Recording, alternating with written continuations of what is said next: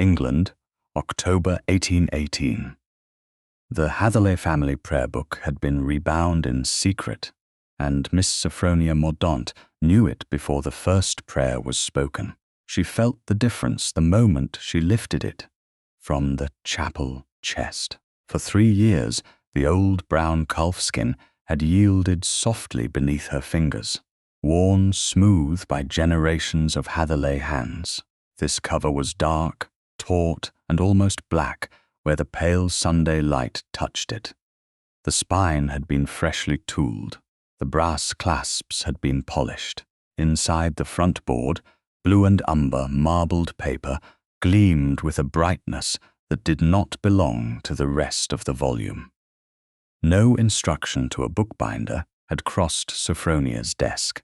No parcel had been entered into Lady Drusilla's household accounts.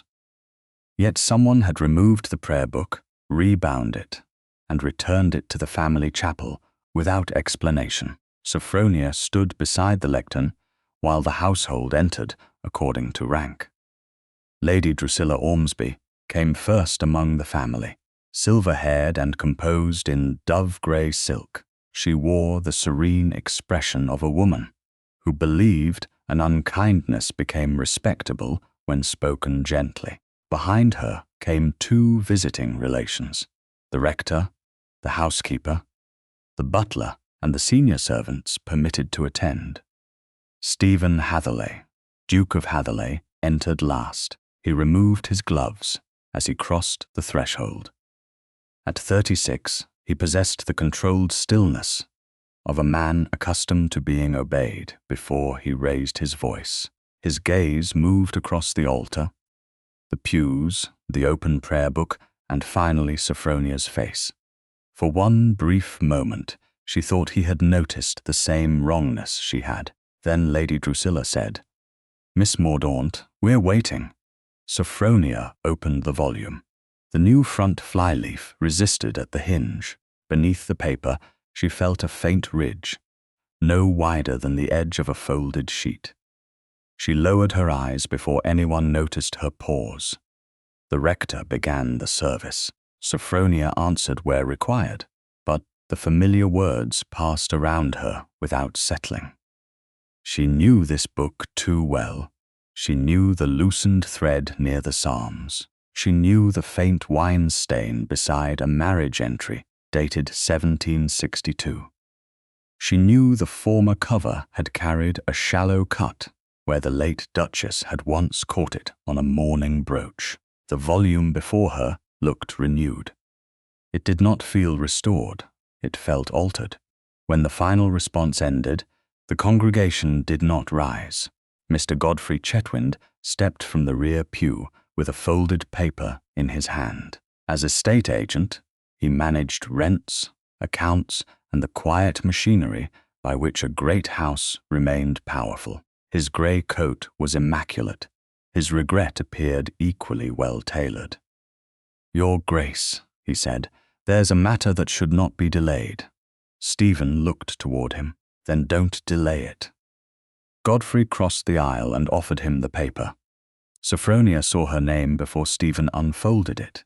Miss S. Mordaunt appeared beneath the printed heading of a Winchester bookbinder. Her breathing stopped for a heartbeat. Her posture did not change. Stephen read the invoice once, then again. "This authorizes the rebinding of the family prayer book," he said. His voice remained quiet. "That made the accusation travel farther. It bears your name." Every face turned toward Sophronia. She kept one hand on the lectern. "I gave no such instruction, Your Grace." Godfrey lowered his eyes. "The book was removed from the chapel chest 9 days ago. Miss Mordaunt has regular access to the key." "As does Mrs. Peabody," Sophronia replied. "And the rector. And Lady Drusilla." Lady Drusilla's expression tightened by the smallest degree. "My dear, no one has accused you merely of ordering a new cover." Sophronia looked directly at her. "Then say what I'm accused of." The older woman turned towards Stephen, as though sorrow had compelled her honesty. Your mother once placed a memorandum within the former binding.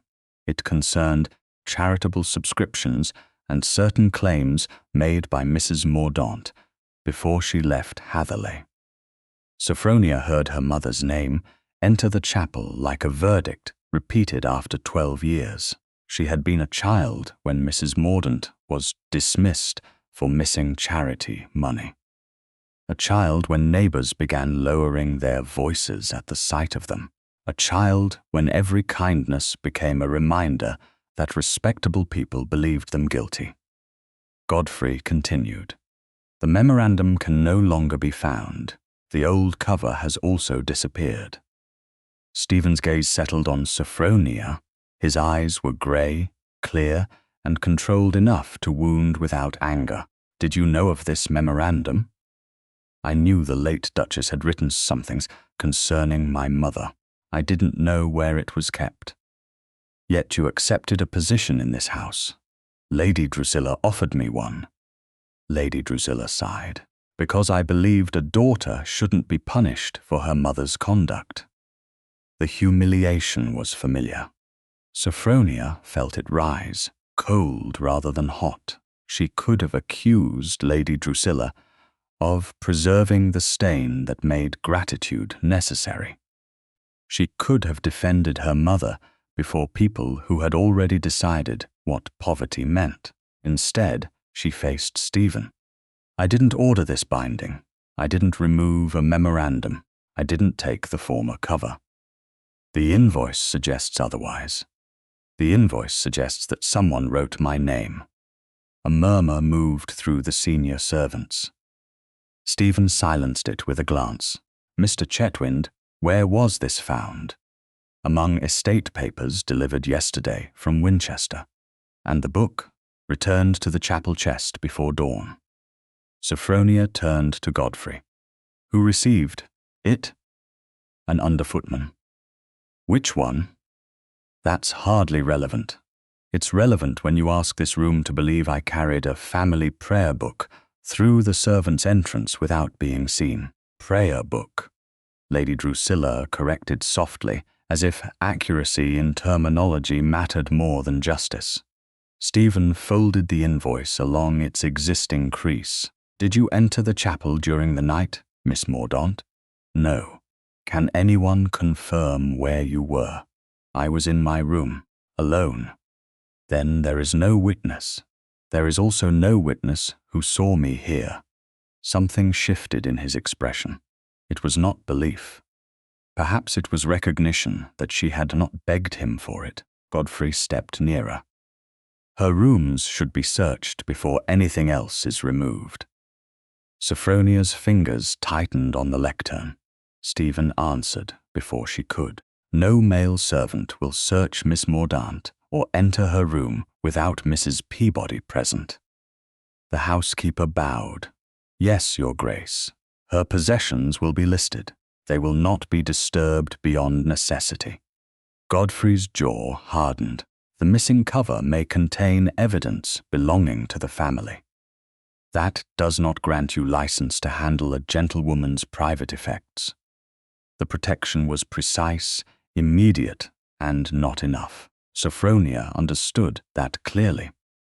Stephen had prevented one indignity while accepting the accusation that created it. He faced her. Until this matter is resolved, you cannot remain at Hatherleigh Court. Lady Drusilla lowered her eyes with an appearance of regret. It's unfortunate, but wise. You will leave before sunset, Stephen continued.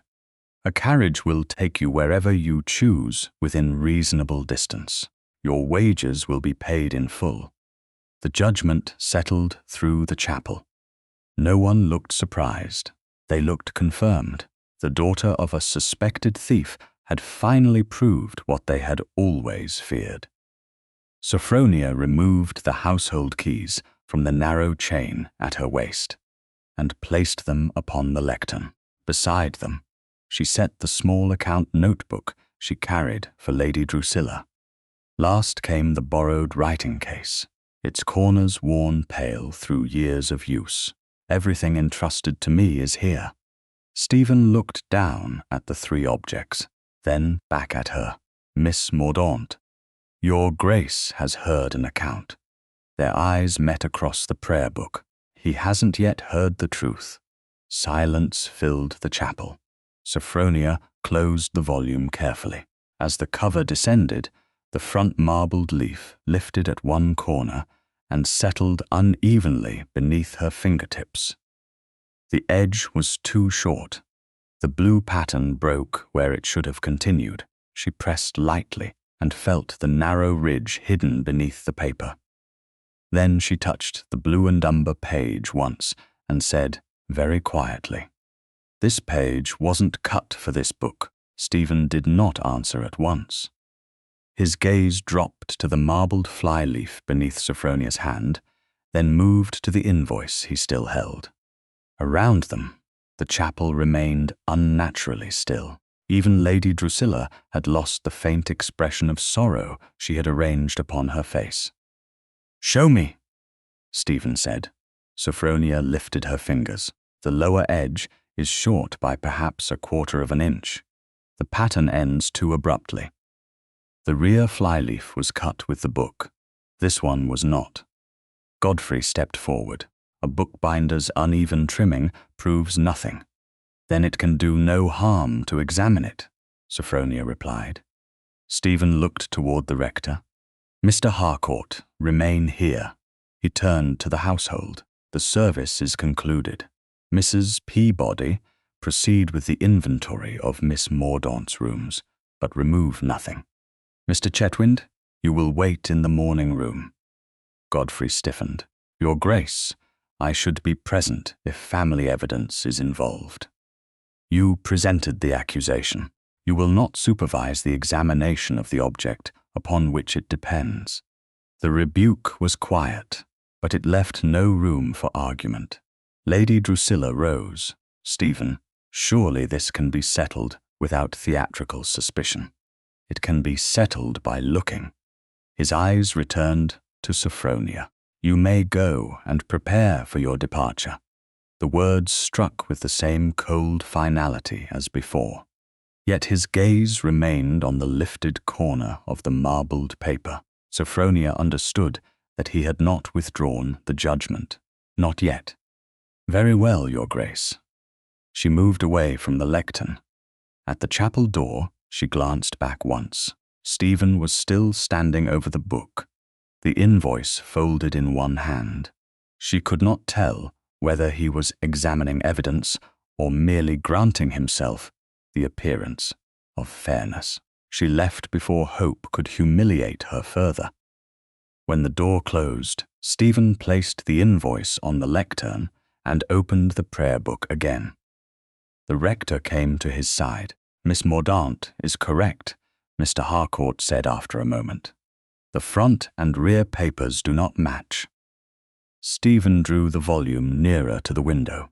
The blue-and-umber pattern on the rear board flowed naturally to the trimmed edge. At the front, one dark vein stopped in the middle of its curve. The paper had been cut from another sheet and pasted over something thicker beneath it. He touched the inner hinge. The paste there was smoother and paler than the rest. This binding is recent, he said. The invoice already establishes that. The rector replied. The invoice establishes that someone wished us to believe Miss Mordaunt ordered it. Stephen took an ivory paper knife from the small desk used for chapel notices. Before inserting it beneath the lifted corner, he paused. His mother's memorandum might contain accusations, private names, or matters never intended for public hearing. More than that, it concerned Mrs. Mordaunt, whose daughter had just been sent from the house. He looked toward the closed door. We proceed only as far as necessary, he said. You will witness every movement. Of course, Your Grace. Stephen slid the rounded tip beneath the already loosened edge. The paper released with a faint, dry whisper. He did not cut it. He lifted it slowly, stopping when the resistance increased. Beneath the paste-down, the front board had been hollowed into a shallow recess. Inside lay a folded sheet, yellowed at the edges and pressed flat by years of concealment. The rector inhaled. Stephen withdrew the paper with 2 fingers. A red wax seal had once closed it, but time had cracked the impression along one side. The crest was still visible. Hatherleigh. His mother's hand appeared across the first line. Stephen knew it immediately. The late Duchess had written with narrow, upright letters and an impatience that made every final stroke descend too sharply. He read the opening sentence. Then he stopped. "Your Grace?" Mr. Harcourt asked. Stephen read it again, slower this time. The memorandum recorded irregularities in the widow's subscription fund. It named Mrs. Mordaunt not as the woman responsible, but as the confidential assistant who had first detected the missing sums. She had copied figures at the Duchess's request. She had refused payment for her silence. The accusation against her had been allowed to stand because the full inquiry would have exposed a debt connected to an Ormsby account. Stephen felt the chapel change around him, though nothing had moved. His mother had known. Mrs. Mordaunt had been innocent. Sophronia had been brought back beneath the same roof as the woman whose position had been protected by her mother's ruin. He turned the sheet. The last lines had blurred where damp had entered the old board. Much of the sentence was unreadable. 3 words remained clear beneath the stain. Drusilla knew why. Stephen went still. The rector lowered his voice. "I think Miss Mordaunt should be told before she leaves." Stephen folded the memorandum along its original crease. "She will not leave." He placed it on the lectern, then covered it with a clean sheet from the chapel desk. "Stay with the book. No one touches either object until I return." He took the invoice and walked from the chapel. By the time he crossed the west corridor, the household had already begun to absorb the scandal. 2 footmen fell silent as he passed. Mrs. Peabody stood outside Sophronia's room with an inventory sheet, while a maid folded plain gowns into a travelling trunk. "Where is Miss Mordaunt?" Stephen asked. "She left for the courtyard, Your Grace." The carriage was ordered at once. "Who gave that instruction?" Lady Drusilla said there was no reason to prolong distress. Stephen did not answer. He descended the main staircase and crossed the entrance hall without waiting for his coat. Outside, the October air carried the sharp smell of wet stone and horses. The carriage stood before the steps. Sophronia was already inside, though the door remained open while a footman secured her trunk. She sat with her back straight and her gloved hands folded upon a small parcel of personal letters. Lady Drusilla stood beneath the portico, speaking to her in a voice designed to sound merciful. "You must understand that departure is best for everyone. Once this unfortunate matter is forgotten, perhaps some modest position can be found for you elsewhere." Sophronia looked at her without lowering her head. "My mother's disgrace was not forgotten, Lady Drusilla. It was repeated whenever forgetting might have inconvenienced someone." Stephen reached the steps. "Stop the carriage." The coachman pulled the reins tight, though the horses had not yet moved. Lady Drusilla turned. "Stephen?" He walked past her and stood beside the open carriage door. Sophronia looked down at him. Surprise entered her face, followed at once by caution. He deserved the caution. "Miss Mordaunt," he said, "you will not leave Hatherleigh Court under my judgment." Her hands remained still upon the letters. "Has the invoice disappeared?" "No." "Then what has changed?" I examined the book. The senior servants had gathered at a respectful distance. Mrs. Peabody had reached the doorway behind him. Godfrey appeared at the far end of the courtyard. his face unreadable. Stephen knew they were all listening. That was proper. They had heard him condemn her. They would hear him correct it. The marbled paper concealed a memorandum written by the late Duchess, he continued. It states that Mrs. Mordaunt discovered irregularities in the widow's fund. It identifies her as an assistant to the inquiry, not the person responsible for the missing money. Sophronia did not move. The color had left her face. My mother's name is there? Yes. Stephen took one step nearer, but did not touch the carriage door. Before I read the remainder to you, I must ask your permission. It concerns her, and I will not treat that as mine to disclose merely, because the paper was hidden in my family's book.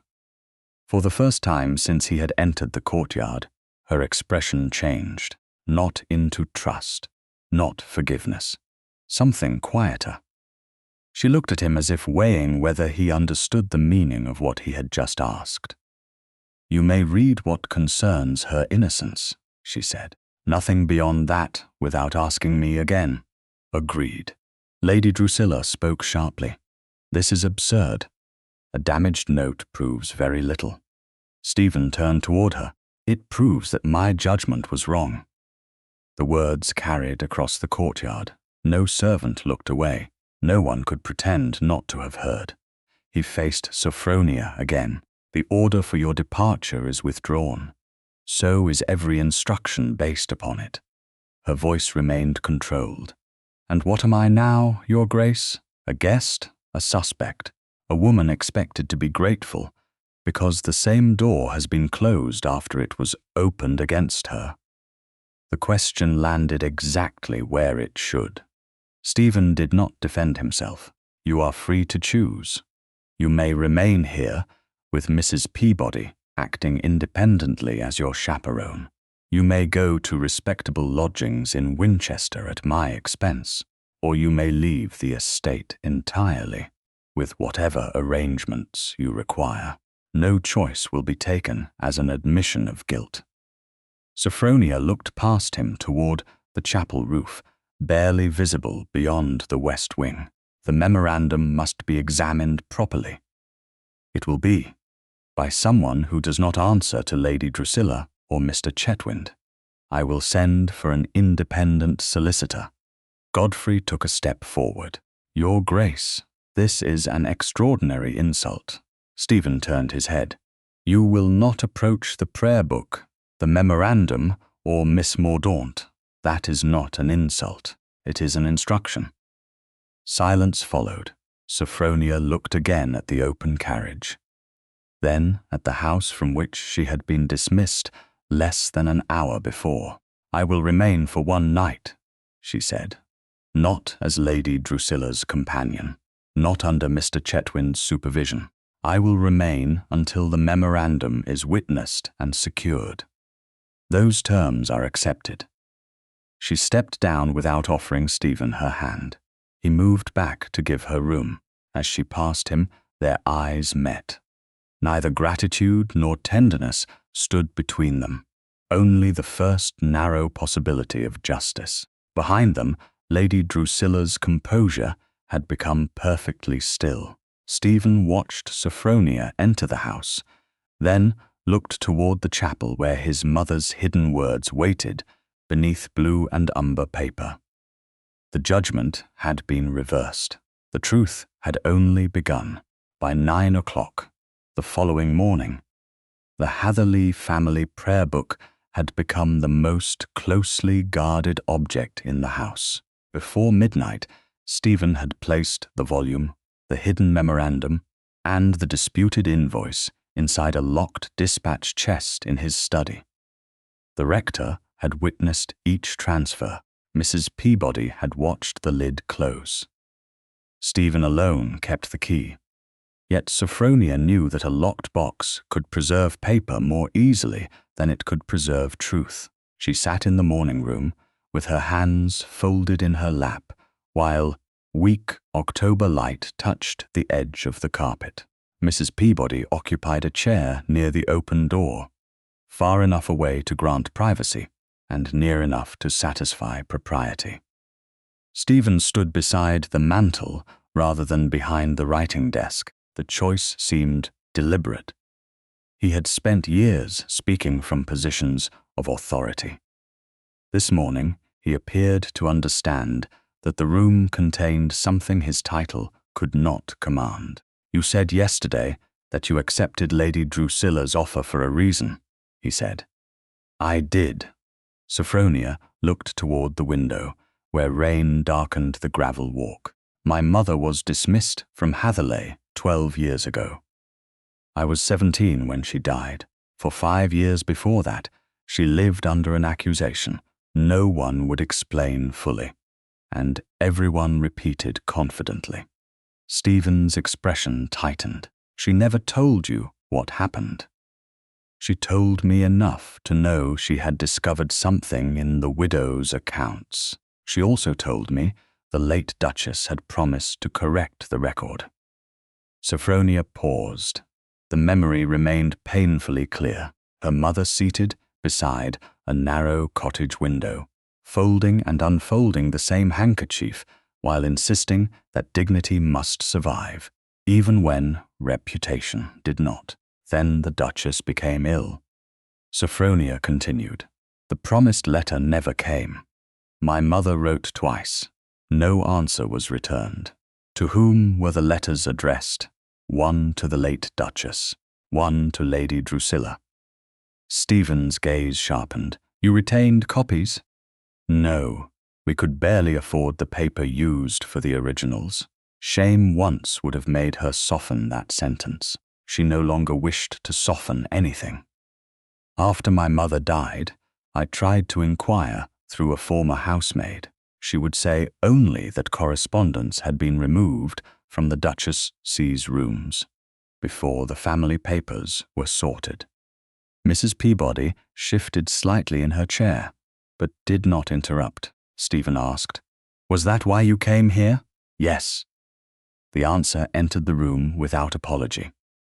"Lady Drusilla encountered me in Winchester 3 years ago. She spoke of Christian duty, my reduced circumstances, and the mercy of not judging a daughter by her mother's disgrace. She offered me a position as her companion. And you accepted because you believed the evidence might still be in the house.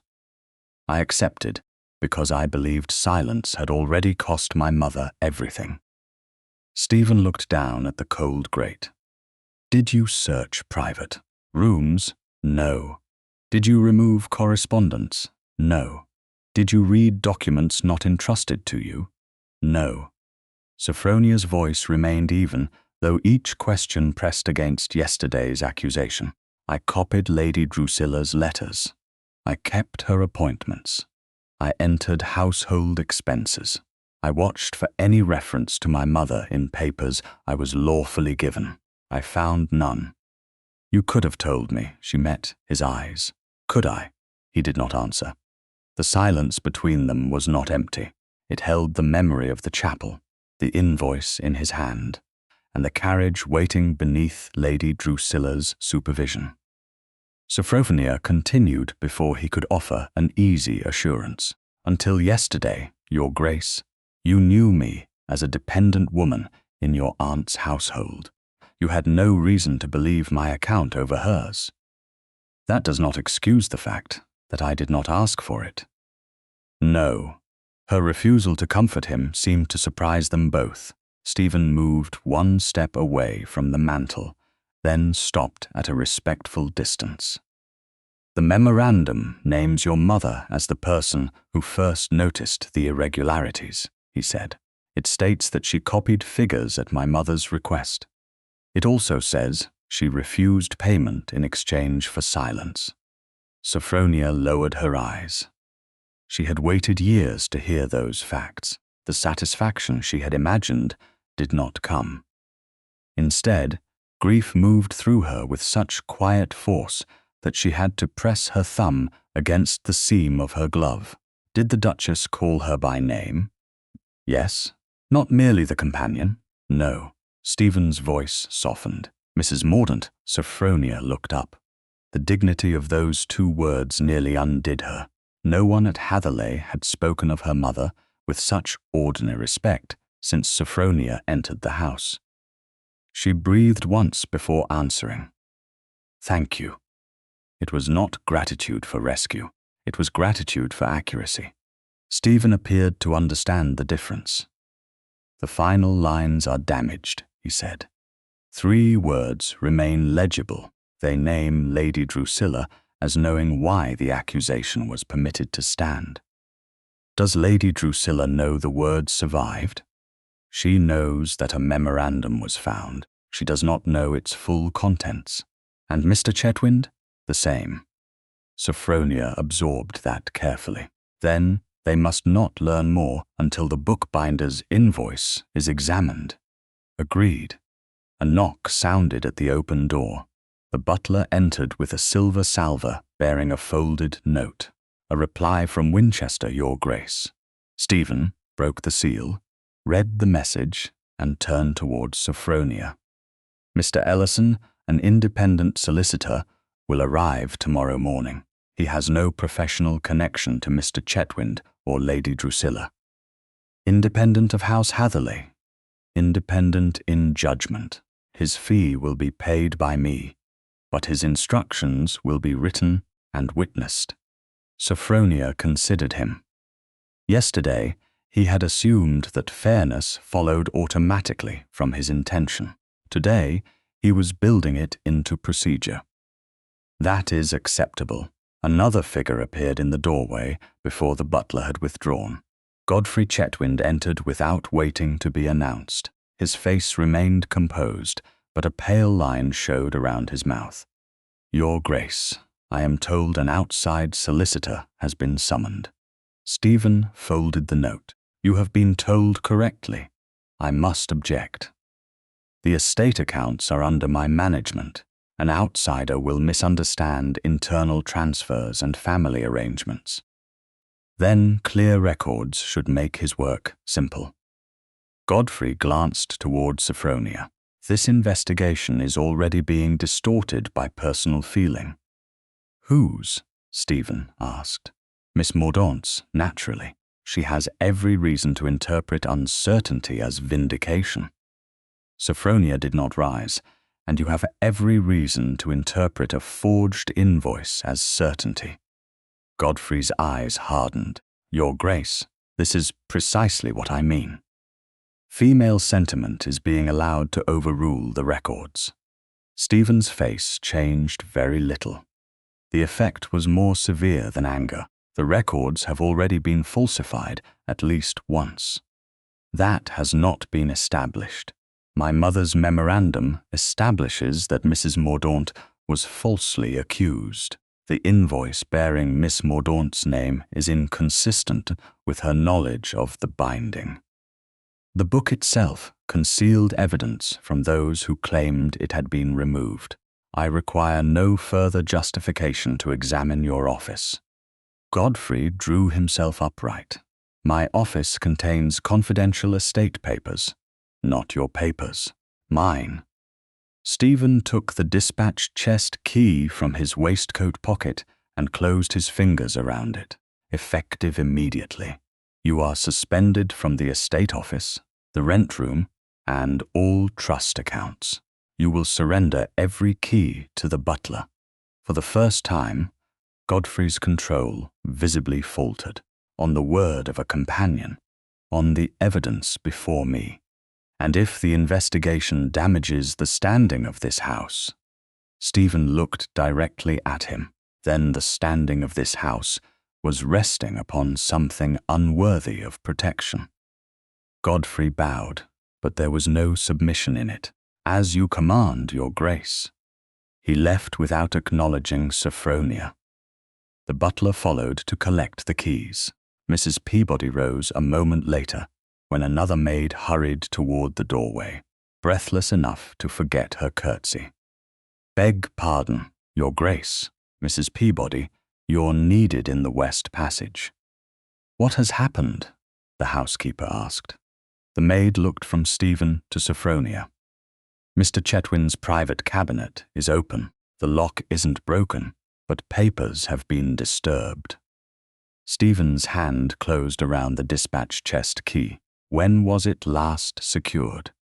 Before supper yesterday, Your Grace. And who has entered the office since? No one with permission. Sophronia felt the shape of the danger before anyone named it. Someone had reached the cabinet before Godfrey's suspension could make access suspicious. Someone had known the inquiry was coming. Stephen turned toward the door, then stopped and looked back at her. The prayer book and memorandum remain locked in my study. The key has not left my possession. Then whatever they wanted, Sophronia said, they believed it was somewhere else. Stephen held her gaze for one measured second. Yesterday, he had looked at her as the easiest explanation. Now he looked at her as the only person in the room who had reached the same conclusion as quickly as he had. Or, he said, they were removing the explanation before we could find it. The opened cabinet yielded no confession, only absence. By the following afternoon, Mrs. Peabody had listed every disturbed drawer. Mr. Ellison had arrived from Winchester, and Stephen had ordered the estate office sealed until the solicitor could examine it. One index page was missing from Godfrey Chetwynd's private account book, but no one could prove when it had been removed. The uncertainty pressed against the house like weather. Sophronia felt it most sharply when Stephen asked to see the letters her mother had left behind. They met in the morning room with the door open, and Mrs. Peabody seated near the window. A small fire burned in the grate. On the table between Sophronia and the Duke rested a worn packet tied with faded green ribbon. Stephen did not reach for it. "You are not obliged to show me anything that is personal," he said.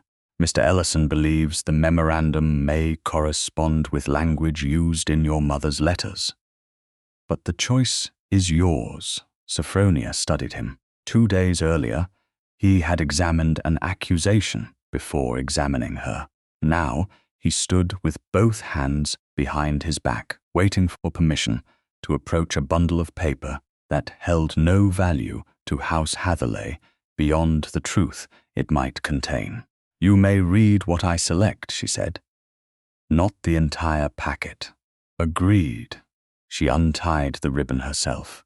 The letters had softened at the folds. Some were written in her mother's hand.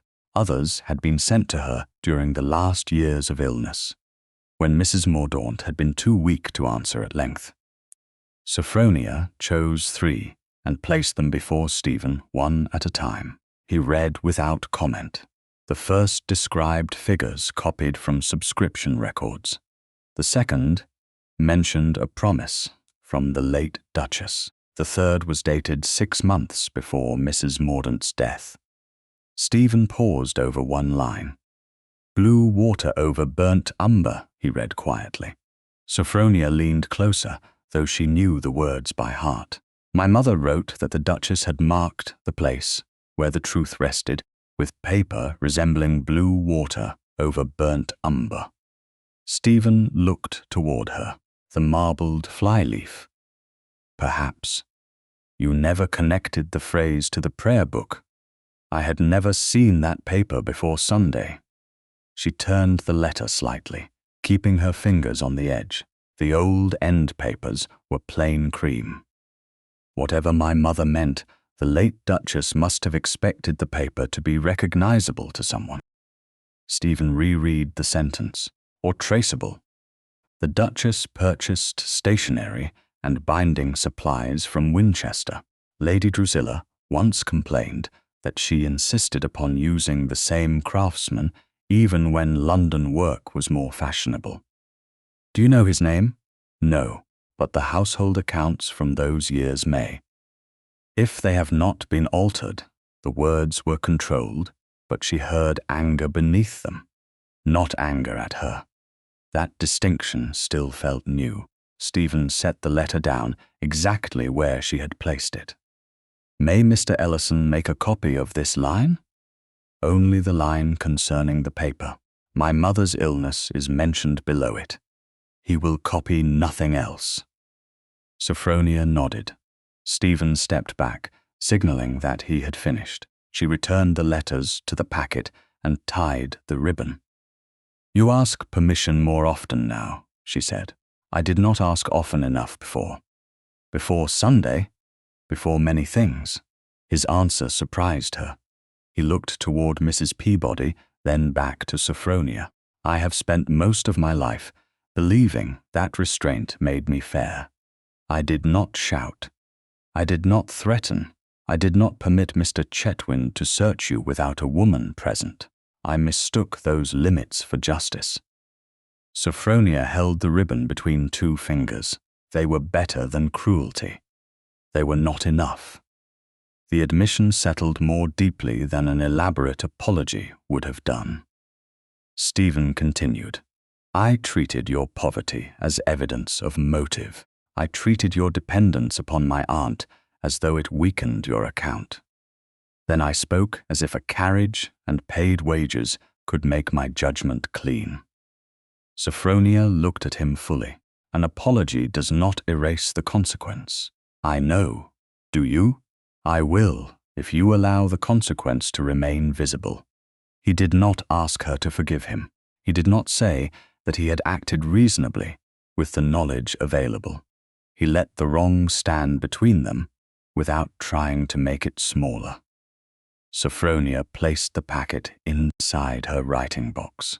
"Then begin by remembering that I stayed for the memorandum, not because your house became safe the moment you changed your mind." "I will remember." The next morning brought cold sunlight after 2 days of rain. Mr. Ellison remained in the estate office with Mrs. Peabody and the butler, comparing old household disbursements against Godfrey's ledgers. Stephen asked Sophronia to walk with him beneath the covered terrace, where they could speak without remaining enclosed together. Mrs. Peabody followed at a proper distance. Beyond the stone arches, the lawns shone wet and dark. Sophronia wore a plain wool pelisse, but the wind moved through the terrace with enough force to make her hands tremble. She clasped them before her. Stephen noticed. He removed his cloak, then stopped before stepping closer. For one suspended moment, they faced each other with the garment between them. He turned and handed it to Mrs. Peabody. "Would you see that Miss Mordaunt is warmer?" The housekeeper concealed her approval well, though not completely. She placed the cloak around Sophronia's shoulders. The lining retained a trace of warmth. Stephen had found a way to care for her without presuming the right to touch. "Thank you," Sophronia said. "You should not have had to be cold before I noticed." That is a dangerous standard. You may soon find yourself responsible for the English climate. The faintest change touched his mouth. It was not quite a smile, but it softened him. They resumed walking.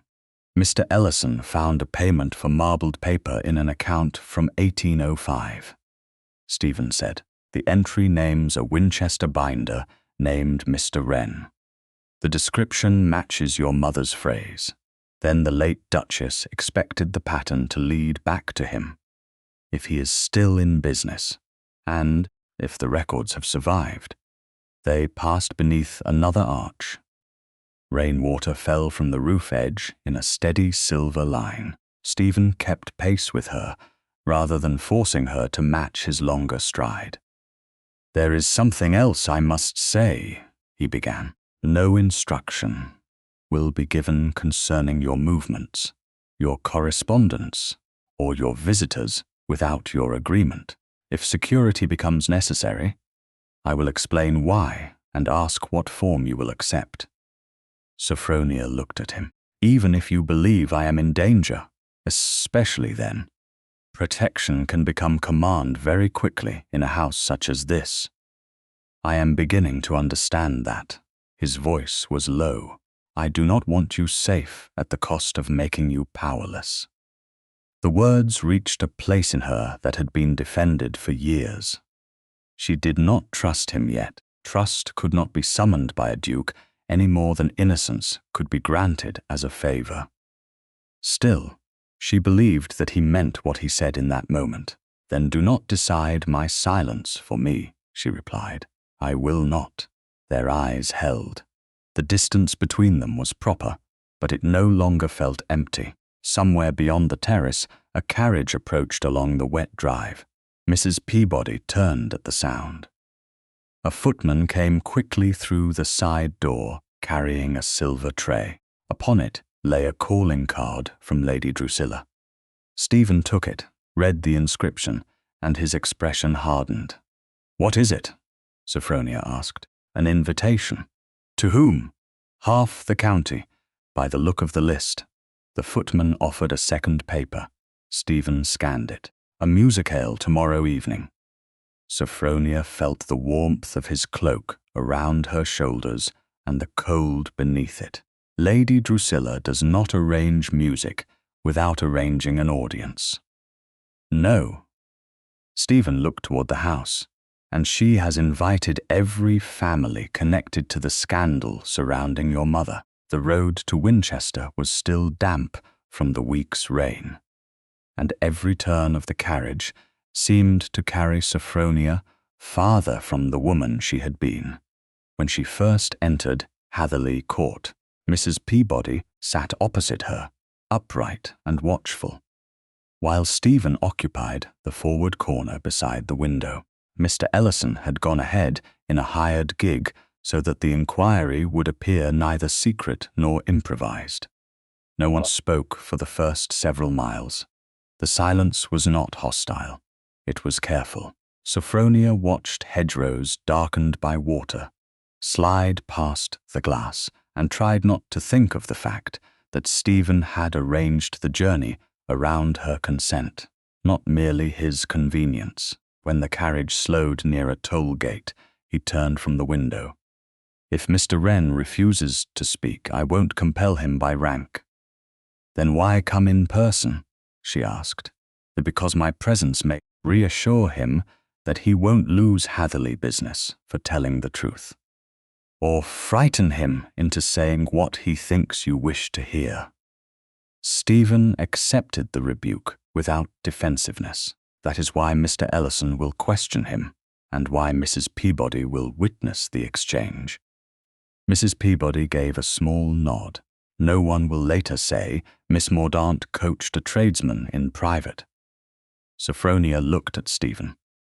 "You have considered that accusation already. Lady Drusilla has considered it.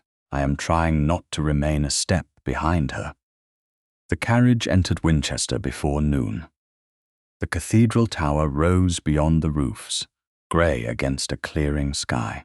Mr. Wren's shop stood in a narrow street near a stationer and a printer, its front window crowded with account books, leather-bound sermons, and a single family Bible displayed on a wooden stand. The smell inside was warm and dry, a mixture of calfskin, paste, dust, and paper. Mr. Ellison waited beside the counter with his notebook closed. The bookbinder himself was an elderly man with bowed shoulders and stained fingertips. He looked from Sophronia to Stephen, then immediately began to bow. Stephen stopped him with a slight motion. "Mr. Wren, we are here to ask questions about work completed for Hatherleigh Court. Mr. Ellison will conduct the inquiry." "Yes, Your Grace." Mr. Wren's voice trembled. "I've served the family for near 30 years. "Then you have nothing to fear from accuracy." Mr. Ellison laid a sheet of copied measurements on the counter. The prayer book itself had remained locked in Stephen's dispatch chest at Hatherleigh Court. Only the measurements, a careful rendering of the marbled pattern, and the wording of the disputed invoice had travelled. "Do you recognize this paper?" the solicitor asked. Mr. Wren put on spectacles, then drew the page toward the light. His face changed before he spoke. "Blue shell over burnt umber. Yes, It came from a batch I ordered years ago, unfashionable now, but strong. Sophronia felt the words her mother had written move through her like a bell sounded at a distance. "Did the late Duchess purchase it?" she asked. Mr. Wren looked towards Stephen. Stephen said, "Answer Miss Mordaunt as you would answer me." "Her Grace did," the binder replied. "She had a fondness for it, said no two sheets hid the same path." He gave a nervous smile that faded quickly. "I rebound a devotional volume for her in that paper many years ago." "The Hatherleigh prayer book?" Sophronia asked. "Not the whole book. I repaired one board. Her Grace insisted the old cover remain." Mr. Ellison opened his notebook. "And this year?" Mr. Wren read the copied invoice. "That isn't my invoice." The room went still. Stephen's gaze sharpened. "The heading is yours." The heading was copied. "The figures are near enough. But I don't write binding leather in that manner. I write calf, dark, always have." He moved behind the counter and unlocked a narrow cabinet. From it he removed a daybook covered in cracked brown leather. "Every order is entered here." He turned pages with quick, practiced care until he reached September. Then he stopped. A thin strip had been cut from the middle of one leaf. The absence was clean, too clean. Sophronia leaned closer without touching it. Entries above and below remained visible. The first named a sermon volume for a Winchester rector. The second recorded a folio repair for Hatherleigh Court. Between them lay the narrow wound where another line had been removed. Was the missing entry for the prayer book? Mr. Ellison asked. Mr. Wren swallowed. "I believe so." "Who brought the order?" "A clerk from Mr. Chetwynd's office, young fellow with sandy brows. He carried a note bearing the estate mark." "Did he name Miss Mordaunt?" Sophronia asked. "No, miss.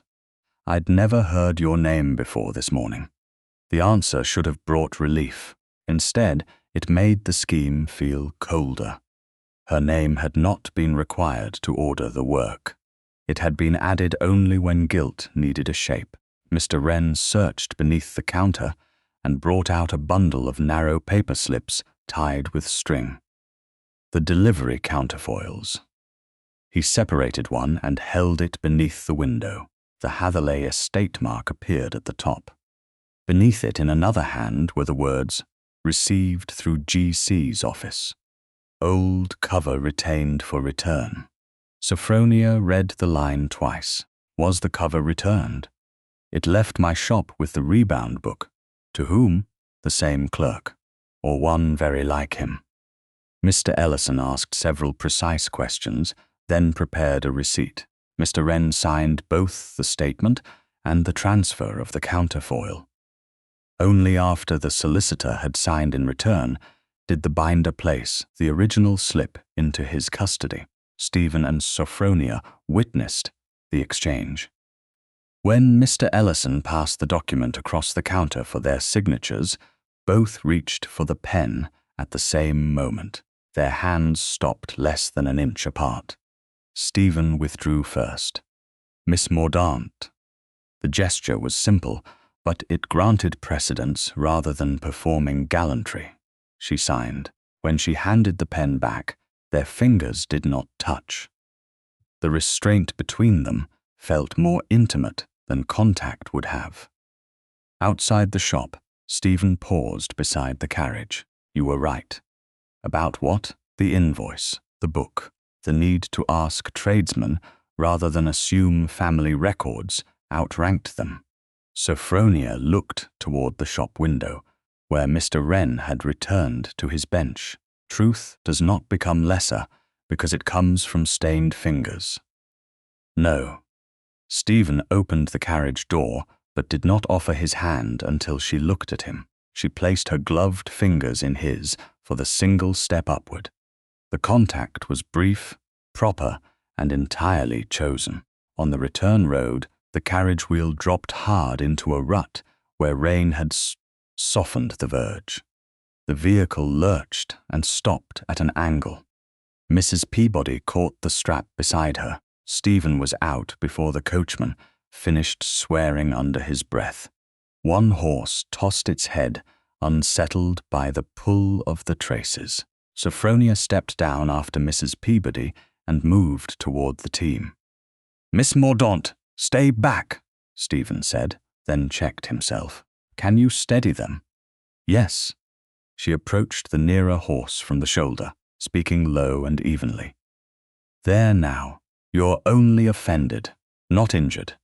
The animal's ears turned toward her voice. Stephen and the coachman examined the wheel. The axle remained sound, but mud held the rim fast.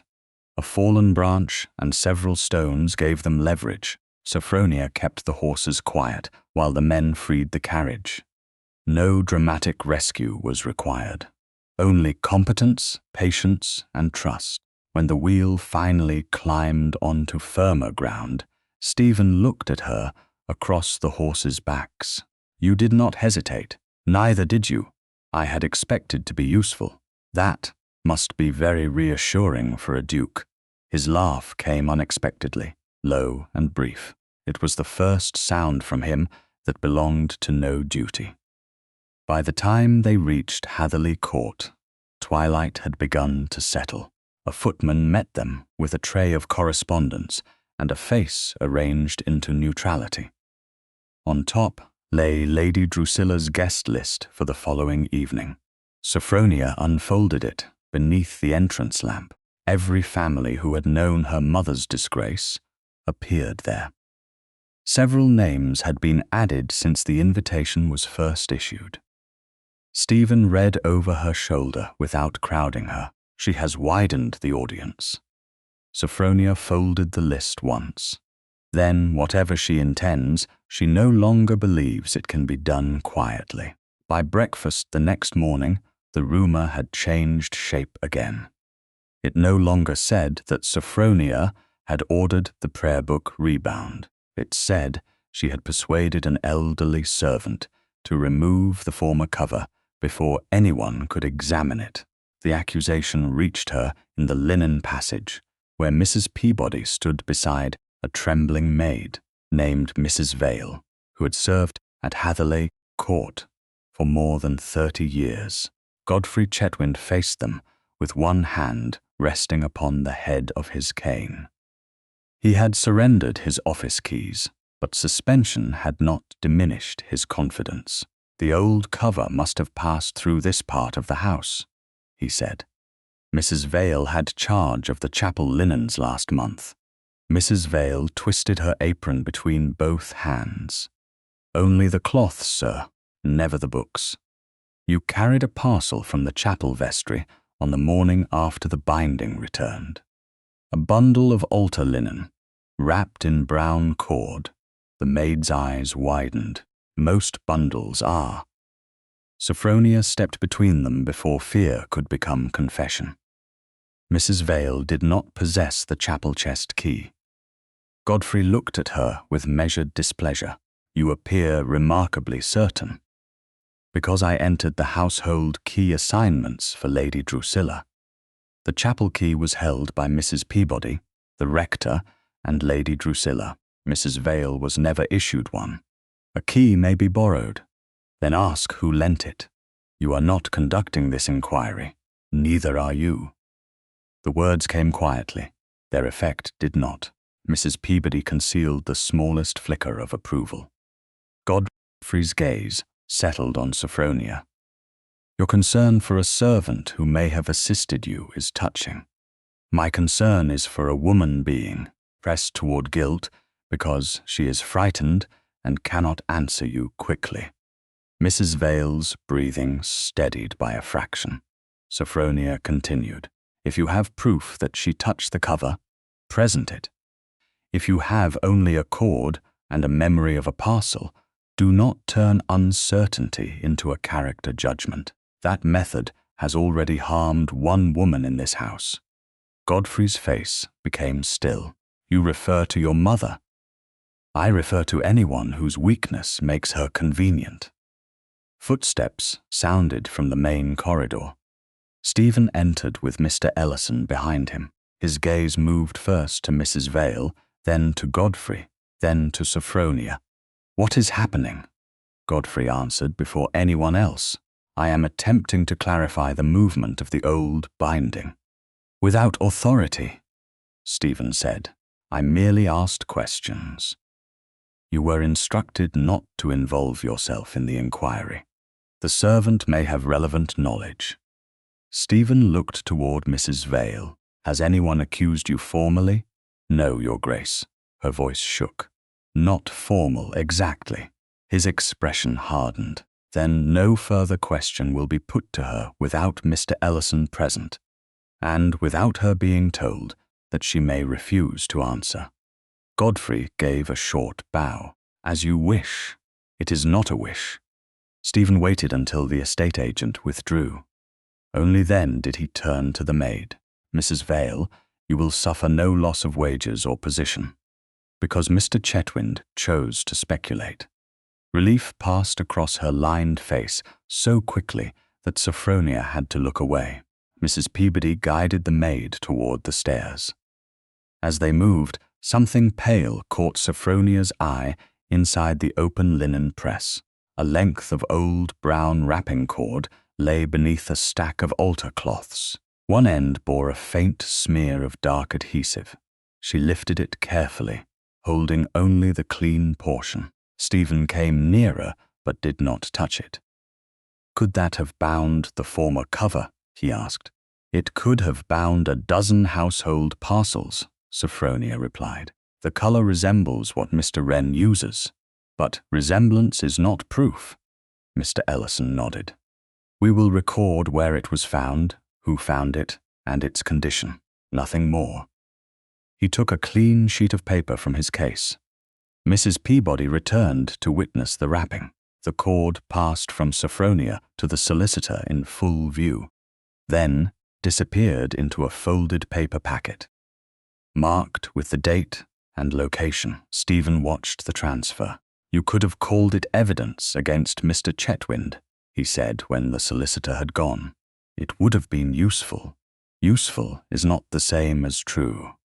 "No." His eyes rested on her face. "You have been denied fairness for years, and still you will not purchase it with someone else's." Sophronia looked toward the stairs where Mrs. Vale had vanished. A woman who has been wronged does not become entitled to create another wrong. Later that morning, they met in the breakfast parlor to examine the late Duchess's subscription lists. The door remained open. Mrs. Peabody sat at a side table, mending a torn cuff, while Mr. Ellison worked in the adjoining room. Sunlight fell across columns of names, quarterly sums, and small notations in several hands. Sophronia sat opposite Stephen rather than beside him. Between them lay 3 ledgers copied from records already secured by the solicitor. The prayer book, memorandum, forged invoice, and original counterfoil remained elsewhere under their established custody. "Here," Sophronia said, drawing one sheet nearer. "The Widows' Fund received regular subscriptions every quarter until Michaelmas 1805. Then the entries begin to skip." Stephen leaned forward. "The amounts resume 6 months later, but not at the same level. See the initials in the margin. O. Ormsby." His jaw tightened. "That is an inference." "Yes, not proof." The distinction seemed to matter to him because it mattered to her. They compared 2 more pages. Each irregular quarter corresponded with a private family expense paid from another account several weeks later. Nothing completed the pattern, but the shape of it had begun to emerge. At last Stephen set down his pencil. "Why did you defend Mrs. Vale?" Sophronia looked up. "Because she needed defending. You might have stayed silent. No one would have blamed you for protecting yourself first." "I would have blamed myself." He studied her with an attention that felt more personal than before. even after what this household has done to you. Suffering is not a license to pass suffering downward." Mrs. Peabody's needle paused, then resumed. Stephen said nothing for several moments. The silence did not feel empty. It felt like something in him was being altered. Sophronia lowered her eyes to the ledger, but the figures had blurred. Weariness had settled into her bones after days of accusation, inquiry, and restraint. She flexed her right hand where the pencil had left a faint pressure mark across her fingers. Stephen noticed. His hand moved across the table, then stopped before reaching hers. "May I?" The question was so quiet that Mrs. Peabody could not have heard it from the side table. Sophronia looked at his open hand. It was not a command, not an assumption, and not a rescue. It was an offered choice. She placed her fingers in his. His hand closed gently around them. The contact lasted only a moment, warm and steady, yet it carried more meaning than any declaration could have borne so soon. He did not lift her hand. He did not draw nearer. He simply held it, as if acknowledging the cost of all she had carried alone. Sophronia allowed herself one breath before withdrawing. "Thank you," she said, "for asking." His gaze met hers. "I am learning." A shadow crossed the doorway. Lady Drusilla stood there in deep blue silk, already dressed for receiving callers. Her eyes moved from Stephen to Sophronia, then to the ledgers between them. Whatever she had seen of their hands, her expression revealed nothing. "I came to inform you that tomorrow's musicale cannot be cancelled," she said. "Several families have already begun their journeys." Stephen rose. "No accusation will be made in my house without evidence." "Of course not," Lady Drusilla smiled. "I would never dream of such vulgarity." She turned to Sophronia. "But Hampshire has been told so many versions of your mother's history. It is time they heard what she truly was." Then she left them with the open door, the unfinished accounts, and the certainty that the next attack would require an audience. By the time the first carriage lamps appeared along the drive, Hatherleigh Court had already been arranged for judgment. The drawing room glowed beneath chandeliers. Music stands waited near the pianoforte. Silver trays passed between guests who had arrived too early to appear eager and too quickly to claim indifference. Sophronia stood near the long windows in a gown of sober grey, neither hidden nor invited to the centre. Lady Drusilla had seated the oldest county families where they could see her clearly. The placement was too exact to be accidental. Stephen remained near the mantel, speaking little and observing everything. Once, across the crowded room, his gaze found Sophronia's. It held the memory of the breakfast parlour, his hand around hers, and the question he had asked before touching her. That quiet intimacy had not vanished. It had become dangerous. The musicians finished the opening piece. Polite applause followed. Lady Drusilla rose before anyone requested another. "Before we continue," she said, "I hope you will forgive a matter of family necessity." The room settled at once. Sophronia felt every face turn before Drusilla looked toward her. Recent events have revived an old injury to House Hatherleigh. I had wished to protect Miss Mordaunt from the consequences of her mother's conduct. Unfortunately, concealment has encouraged further misunderstanding. Stephen's expression hardened. "Lady Drusilla, I intend only clarity." She lifted a folded sheet from the table beside her. "This copy was delivered to me yesterday. It purports to be written by Miss Mordaunt." A murmur moved through the guests. Godfrey Chetwynd stood near the rear of the room, no longer in authority over the estate office, but still dressed like a man whose reputation had not yet been challenged. Lady Drusilla unfolded the paper. It demands money in exchange for silence concerning the widow's fund. It also implies that Miss Mordaunt cultivated His Grace's sympathy and arranged the Winchester inquiry to produce favourable testimony. Sophronia did not move. The accusation was skillful because it wrapped truth around lies. She had gone to Winchester. Stephen had listened to her. A tradesman had contradicted the invoice. Drusilla had taken those facts and changed their meaning. Stephen stepped away from the mantel. You were instructed not to make an accusation without evidence. This is evidence. It is a copy. The original is being preserved. By whom? Drusilla glanced toward Godfrey. He answered smoothly. A private correspondent who fears involvement.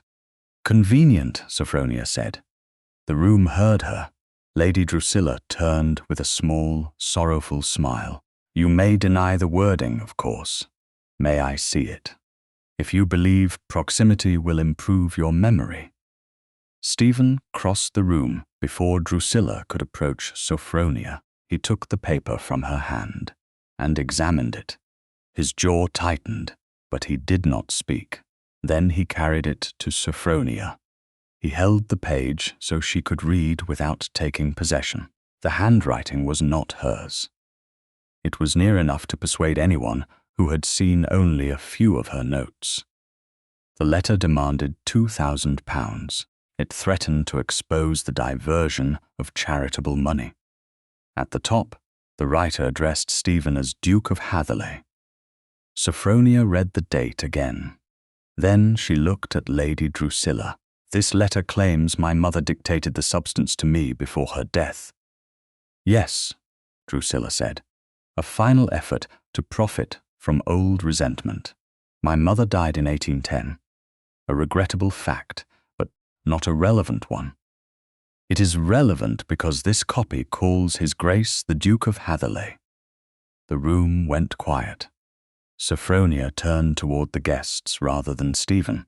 The present Duke inherited in 1814, 4 years after my mother died. A woman near the pianoforte lowered her fan. Someone whispered the date. Lady Drusilla's smile faltered. Godfrey stepped forward at once. A copyist may have modernized the heading. Sophronia faced him. A copyist changed the title but preserved every threat. Such errors occur only where they are useful. The question struck the room harder than any accusation. Several guests looked toward Godfrey instead of Sophronia. For one brief moment, the balance shifted. Then Stephen spoke. Miss Mordaunt is not to be insulted in this house. His voice carried with unmistakable authority. The guests stilled. Sophronia felt the first movement of relief before he continued. Until the letter is examined, no conclusion will be drawn. No one will repeat its contents beyond this room. Lady Drusilla's eyes narrowed. Stephen turned to Mr. Ellison, who stood near the doorway. The copy will be secured. The prayer book and memorandum will remain inaccessible to every person involved in the inquiry. His gaze moved to Sophronia, including Miss Mordaunt. The relief vanished. Sophronia looked at him, including me, to preserve the integrity of the evidence. The memorandum concerns my mother, which is why it must be protected. From me, from influence, from accusation, from any claim that you shaped the examination. His tone was controlled, reasonable, and devastatingly familiar. Around them, the guests watched the Duke impose order upon scandal. They would call it fairness. Sophronia heard something else, a door closing. And am I also forbidden to speak of what I know? She asked. Stephen hesitated. It lasted only a second. It was long enough. Until Mr. Ellison completes the next stage of inquiry, I ask that you discuss no evidence outside his presence. Ask, her voice remained quiet, or command, I am trying to protect you. By deciding what I'm permitted to say about my own mother. By preventing further damage. To whom? The room seemed to draw closer. Stephen's expression changed. She saw that he understood too late. Sophronia continued, Lady Drusilla may summon half the county, produce a convenient copy, and repeat my mother's disgrace before witnesses. Mr. Chetwynd may call false records conclusive. Yet I must be silent so that no one mistakes my voice for influence. That is not what I mean. It is what your decision does. Lady Drusilla lowered her eyes, concealing satisfaction behind composure. Sophronia looked at Stephen alone. Has my mother's name become property of House Hatherleigh again? He opened his mouth, but no answer came quickly enough. The silence wounded more deeply because she had begun to trust him. She had believed the man who asked permission in the morning room would not use protection as another form of possession. She had been wrong. The musicians remained motionless beside their stands. No one attempted to rescue the evening.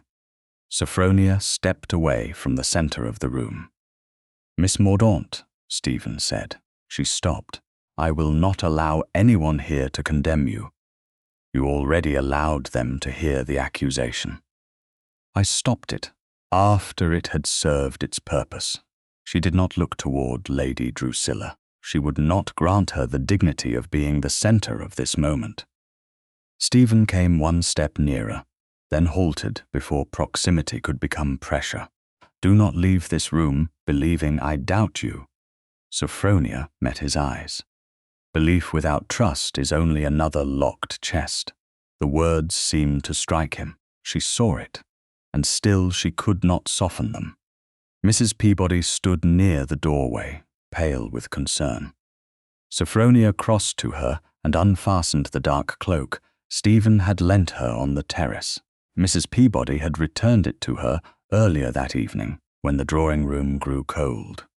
Sophronia folded it carefully and carried it back to him. He did not reach for it at first. Keep it, he said quietly. You are cold. I would rather be cold than mistaken about what warmth requires. She placed the cloak across the back of a chair between them. The chair became a boundary no one else could see. Stephen looked at the garment, then at her face.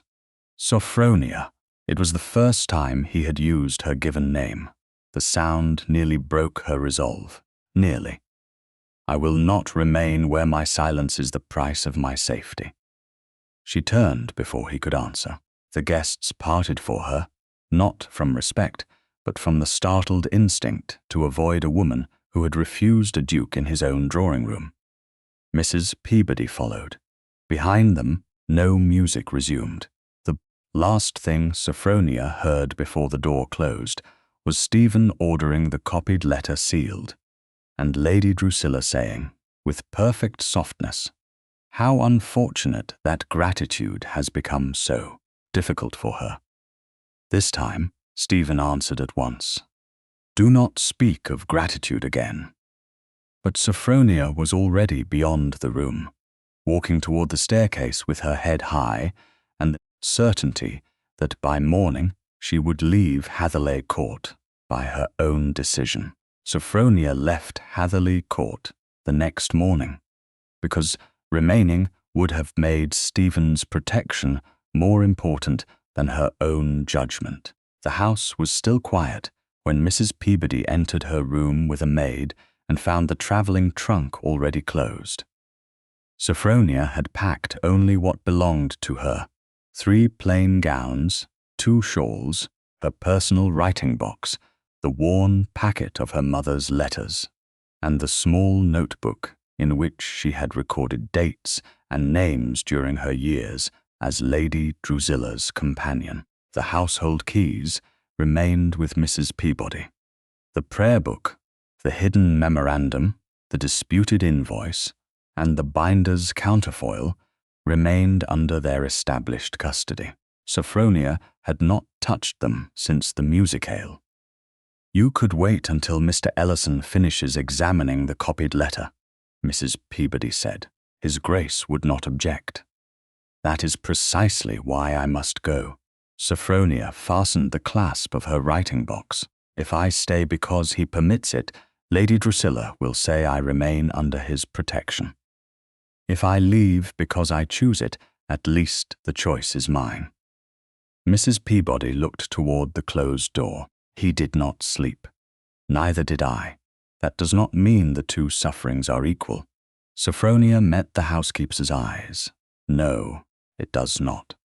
She had learned too well how quickly a powerful man's regret could draw attention away from the woman who had borne the consequence. Stephen had not meant to silence her. That truth did not erase the fact that he had done it before the same county families who had heard her accused. Intention mattered. Effect mattered more. The carriage waited beneath the portico shortly after 8. It was not the same hurried vehicle. Lady Drusilla had ordered after the chapel judgment. This one had been inspected, provisioned, and assigned a trusted coachman. A maid sat ready to accompany Sophronia to Winchester. Stephen stood beside the steps in a dark morning coat, his face composed enough that only someone watching closely would have seen the strain beneath it. Sophronia watched closely, despite herself. He bowed. Mrs. Peabody has arranged rooms at Mrs. Ashdown's lodging house near the close. She is a widow of good reputation. Mr. Ellison knows the family. That is suitable. The carriage will remain available to you today. I will accept the carriage and the maid. A small pause followed. But not my company, he said. No. He received the refusal without flinching. I had intended to offer it, not impose it. Then I am answering the offer. You are. The footman secured the last strap across her trunk. Neither servant looked directly at them, though both heard every word. Stephen stepped closer, then stopped at the distance she had taught him to respect. I will not ask you to remain. Sophronia felt the statement more sharply than a plea. Thank you. That isn't because I wish you gone. I know, and I won't follow you to demand forgiveness. She looked at him. The morning light showed the tiredness around his eyes. He had changed since the chapel, but change was not a single act. It was a series of choices made when apology no longer earned immediate reward. Then do not make my departure another test I must help you pass, she said. Use it to understand why I chose it. His gaze held hers. I will, and do not allow Lady Drusilla or Mr. Chetwynd to turn my absence into permission to control the inquiry. They will not. The evidence must stay with Mr. Ellison, and under witnessed access, it will. My mother's name must not disappear behind private family language. Something moved across his face. It will not. Sophronia nodded once. She did not offer her hand. Stephen did not ask for it. He opened the carriage door only after she approached, then stood aside while she entered. The maid took the opposite seat. As the carriage moved from the portico, Sophronia looked forward, rather than back. Only when Hatherleigh Court vanished behind the autumn trees did she release the breath she had held since descending the staircase. Winchester received her without ceremony. Mrs. Ashdown's lodging house stood in a narrow, respectable street, where the cathedral bells could be heard without dominating every hour. The rooms were modest, clean, and entirely free of Hatherleigh portraits. Mrs. Ashdown herself was a grey-haired widow with kind eyes and a manner too disciplined to become intrusive. Mr. Ellison said you require privacy and proper company, she told Sophronia. You'll have both. My niece is in residence, and either of us can accompany you into town. I am grateful. You needn't be grateful for ordinary decency, Miss Mordaunt. The words almost made Sophronia smile. By afternoon, her gowns had been placed in a narrow wardrobe, and her writing box rested on a small table near the window. She removed her mother's letters and arranged them by date. For years, she had read them as a daughter seeking comfort. Now Shy read them as a witness reconstructing a sequence. The first reference to missing subscriptions appeared in November 1805. The late Duchess's promise followed in January. A later letter mentioned that D asked G.C. to bridge the quarter until the Ormsby matter was settled. Sophronia stopped. She read the sentence again. The initials had once seemed ordinary. Perhaps names her mother assumed would remain obvious to her correspondent. Now they carried weight.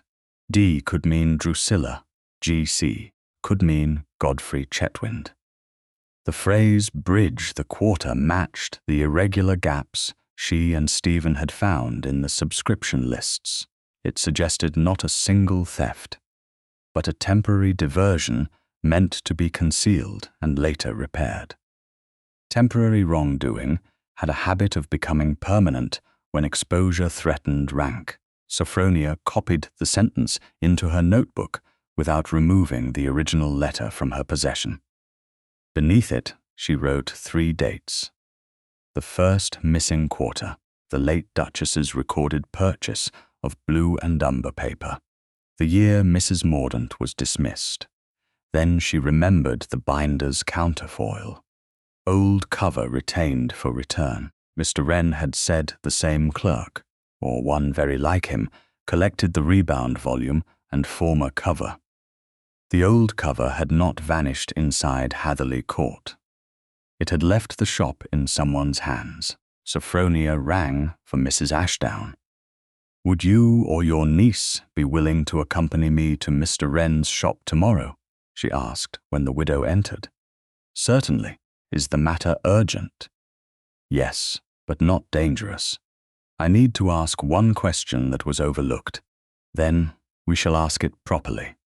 At Hatherleigh Court, Stephen did not order another carriage. He did not ride to Winchester, send flowers, or write a letter asking Sophronia to reconsider. Instead, he summoned Mr. Ellison, Mrs. Peabody, and the rector to his study. The locked dispatch chest remained on the table, its key in his possession. "From this hour," he said, "Miss Mordaunt will receive copies of every finding that concerns her mother, delivered through Mr. Ellison. No statement will be withheld under the language of protection. No public correction will be made without offering her the right to speak first." Mr. Ellison studied him. "That is a change from last evening." "Last evening, I protected the inquiry by removing her voice from it." Stephen looked toward the sealed copy of the alleged blackmail letter. "I repeated the structure of the original wrong and called it caution." Mrs. Peabody said nothing, but her expression softened. Stephen continued. "Lady Drusilla is not to summon witnesses privately. Mr. Chetwynd is not to question servants. Every object, key, record, and transfer will be logged." "And Miss Mordaunt?" the rector asked. The answer took him a moment. "Miss Mordaunt is free to decide whether she ever returns." That night, Sophronia sat beside the window of Mrs. Ashdown's drawing room with her notebook open to the copied initials. The cathedral bell had just marked 10 when an orange glow appeared beyond the dark roofs to the south. At first she mistook it for a carriage lamp. Then the light broadened, pulsing against the low clouds.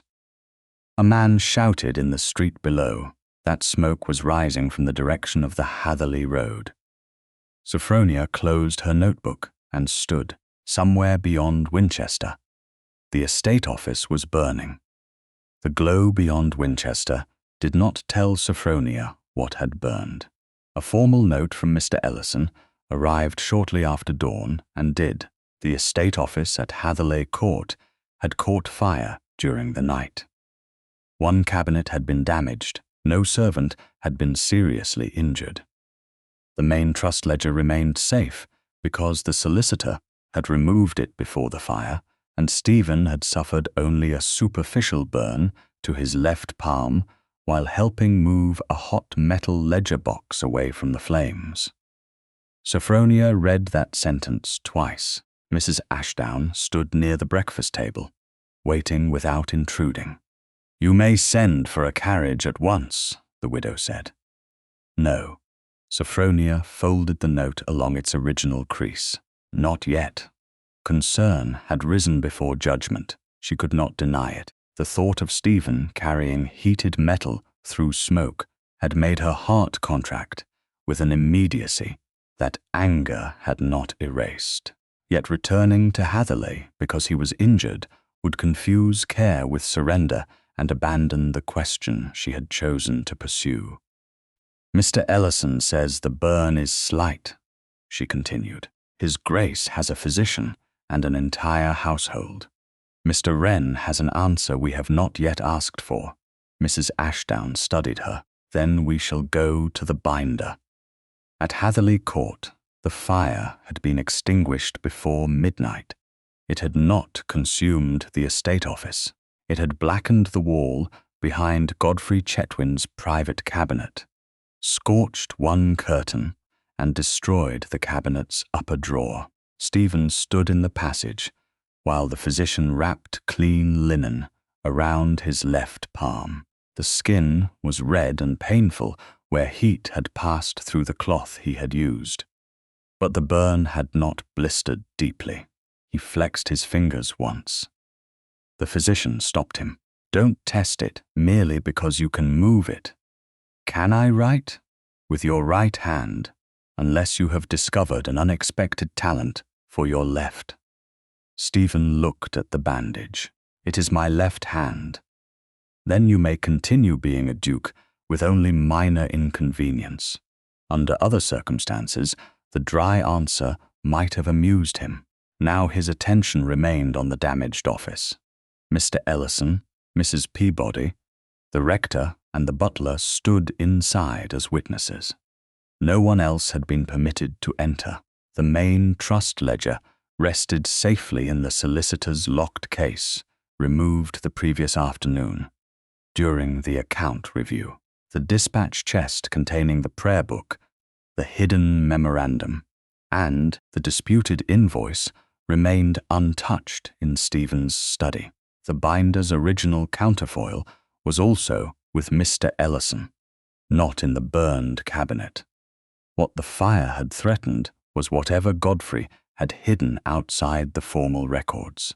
Godfrey himself stood at the threshold with soot on one sleeve and indignation in his face. "A candle must have fallen after I left," he said. "You were suspended from this office," Stephen replied. "I returned only to retrieve personal correspondence, without permission.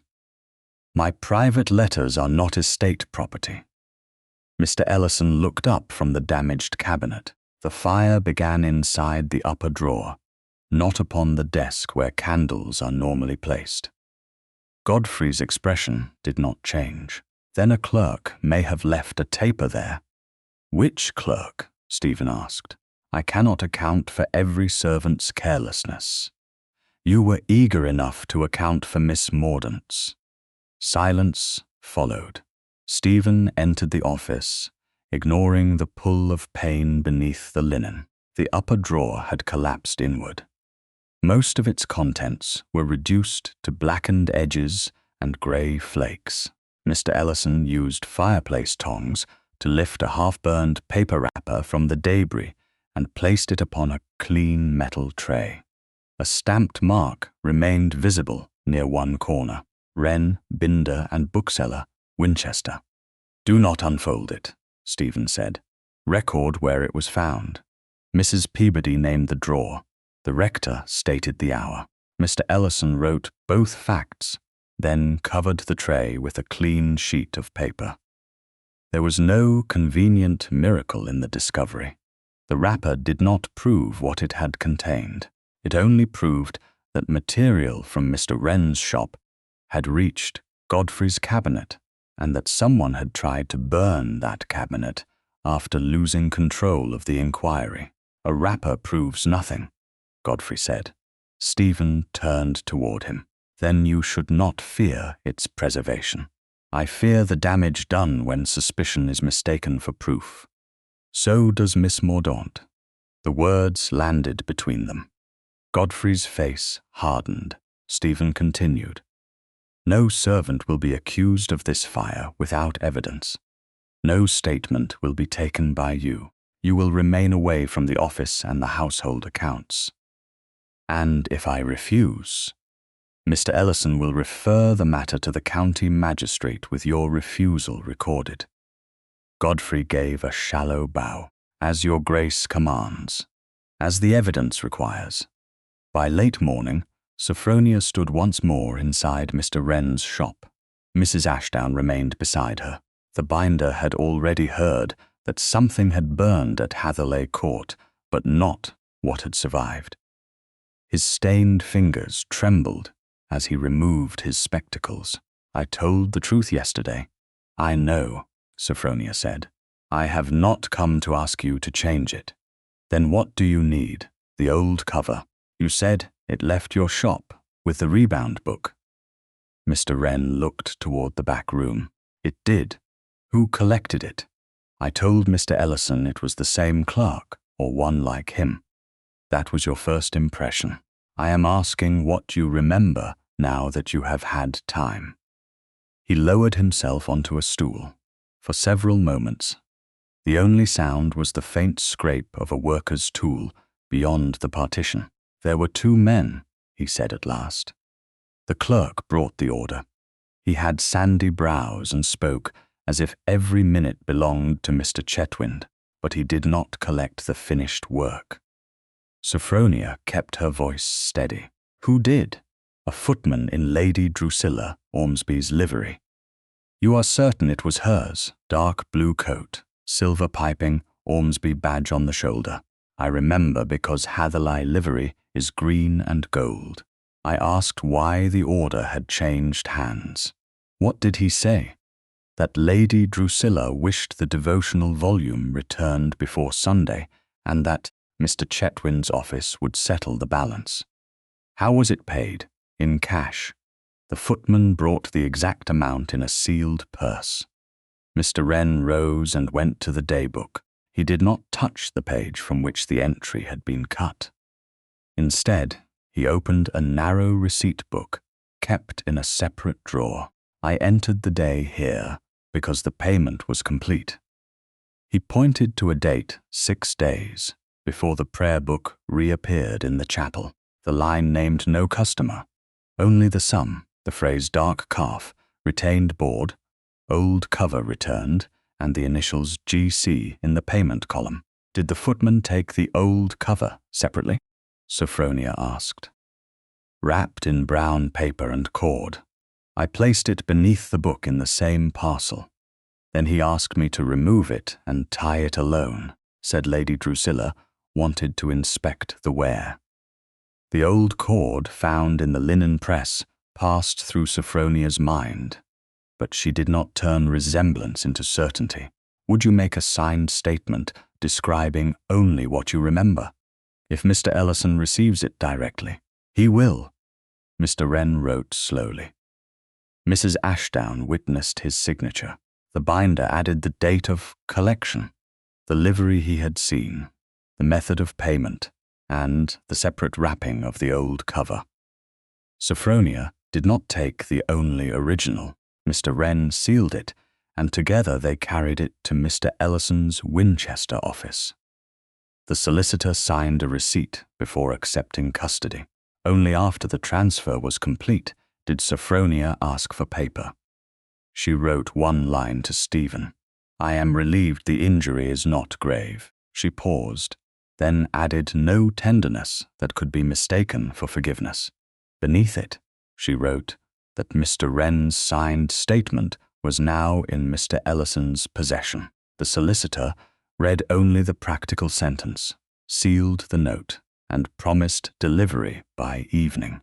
At Hatherleigh Court, Stephen received it while Mr. Ellison's clerk opened a surviving ledger box recovered from the lower cabinet. His left hand remained lightly bandaged. He read Sophronia's single line once, then folded the note with care and placed it inside his waistcoat. He did not call it reconciliation. He did not answer with a plea. The clerk lifted the surviving account sheet toward the lamp. Beside 3 quarterly payments appeared the same abbreviated notation. O, quarter relief. Stephen looked at the figures, then at the half-burned wrapper, sealed beneath paper on the adjoining table. The fire had failed to destroy the records. It had only revealed which records someone feared. Mr. Ellison's confirmed the meaning of the ledger notation the following morning. The 3 payments marked O, quarter relief, had not gone to widows at all. They matched debts attached to Ormsby creditors, each sum transferred during a quarter when the charitable subscriptions fell short. The figures did not yet prove who had ordered the diversion, but they established motive, pattern, and concealment. Stephen read the solicitor's written summary at Hatherleigh Court, with his left hand still lightly bandaged, and the pain beneath the linen reduced to a persistent throb. The main ledger lay open on the desk. Beside it rested Mr. Wren's sealed statement, delivered from Winchester after Sophronia had placed it in lawful custody. Stephen did not touch her brief note again, though he had carried it inside his waistcoat since the previous evening. Concern was not forgiveness. He would not dishonor either by confusing them. The payments correspond to Lord Ormsby's private liabilities, Mr. Ellison said. Lady Drusilla's husband was heavily pressed before his death. Several creditors accepted partial settlement from accounts routed through Hatherleigh, and Godfrey administered those transfers. His initials appear on the payment columns. Lady Drusilla's authority is not written plainly, but the pattern is difficult to explain without her knowledge. Stephen looked toward the damaged office visible beyond the courtyard. Can we restore the money? Yes, if the estate advances it and pursues recovery later. Public correction is another matter. Why? Because the accusation against Mrs. Mordaunt was never entered as a court judgment. It survived through household records, private correspondence, and county reputation. The law may punish forgery and misappropriation. It cannot command society to remember a woman honestly. Stephen closed the ledger. Then society must hear the truth from the same house that allowed the lie. Mr. Ellison studied him. That will implicate your aunt and expose your own initial judgment. Both are facts. You may prefer to decide after speaking with Miss Mordaunt. I intend to ask what she requires. Stephen travelled to Winchester that afternoon in a closed carriage. He did not send advance notice through a servant at Hatherleigh. Instead, Mr. Ellison's clerk delivered a proper calling card to Mrs. Ashdown's lodging house 1 hour before his arrival. Mrs. Ashdown received him in the front drawing room with her niece seated near the window. Sophronia entered, wearing a dark blue day dress with no ornament beyond a small jet pin at her throat. She looked composed. That composure no longer deceived him into believing she was unhurt. Stephen rose. Miss Mordaunt, Your Grace. Her gaze fell briefly to the bandage around his left palm. Mr. Ellison said the burn was not serious. It is not. I am glad. The words were sincere and carefully limited. He accepted them as given. Mrs. Ashdown indicated the chairs. Stephen waited until Sophronia sat before taking the place opposite her. He did not ask for privacy. The widow and her niece remained in the room, close enough to satisfy propriety, and distant enough not to intrude upon every word. Mr. Ellison has confirmed the ledger entries, Stephen said. The missing quarterly sums were redirected toward Ormsby debts. Godfrey Chetwynd administered the transfers. Sophronia's fingers tightened once upon her skirt. Does the evidence prove Lady Drusilla ordered them? Not yet. It proves she benefited and that the diversion was concealed. Mr. Wren's statement places her footman at the collection of the rebound, volume and the old cover. Then she knew the cover had been separated. Yes, and she knew the prayer book had been altered before I saw it. That appears likely. Sophronia looked toward the window. Outside, a cart passed slowly through the narrow street, its wheels scraping over damp stone. My mother wrote that asked G.C. to bridge the quarter, she said. At the time, perhaps they believed they would replace the money before anyone noticed. And when she noticed, they protected themselves by destroying her name. Sophronia faced him again. Why have you come? He did not answer with the easier truth, that he had wanted to see her since the carriage carried her away. Wanting did not entitle him to her presence, to tell you what has been established, to ask what justice you require, and to say that I will not decide either in your absence. She watched him for a long moment. My mother's name must be restored in the trust minutes and in every family record where the accusation appears agreed.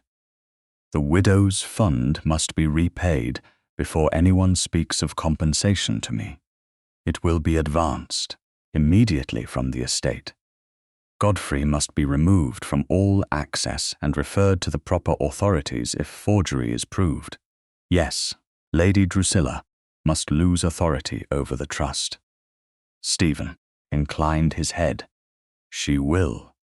Sophronia's voice grew quieter. And the correction must be public. Before whom? Before those who heard the accusation at Hatherleigh. Before the trustees. Before the rector. Before the families invited to the musicale. The lie was not whispered only to one room.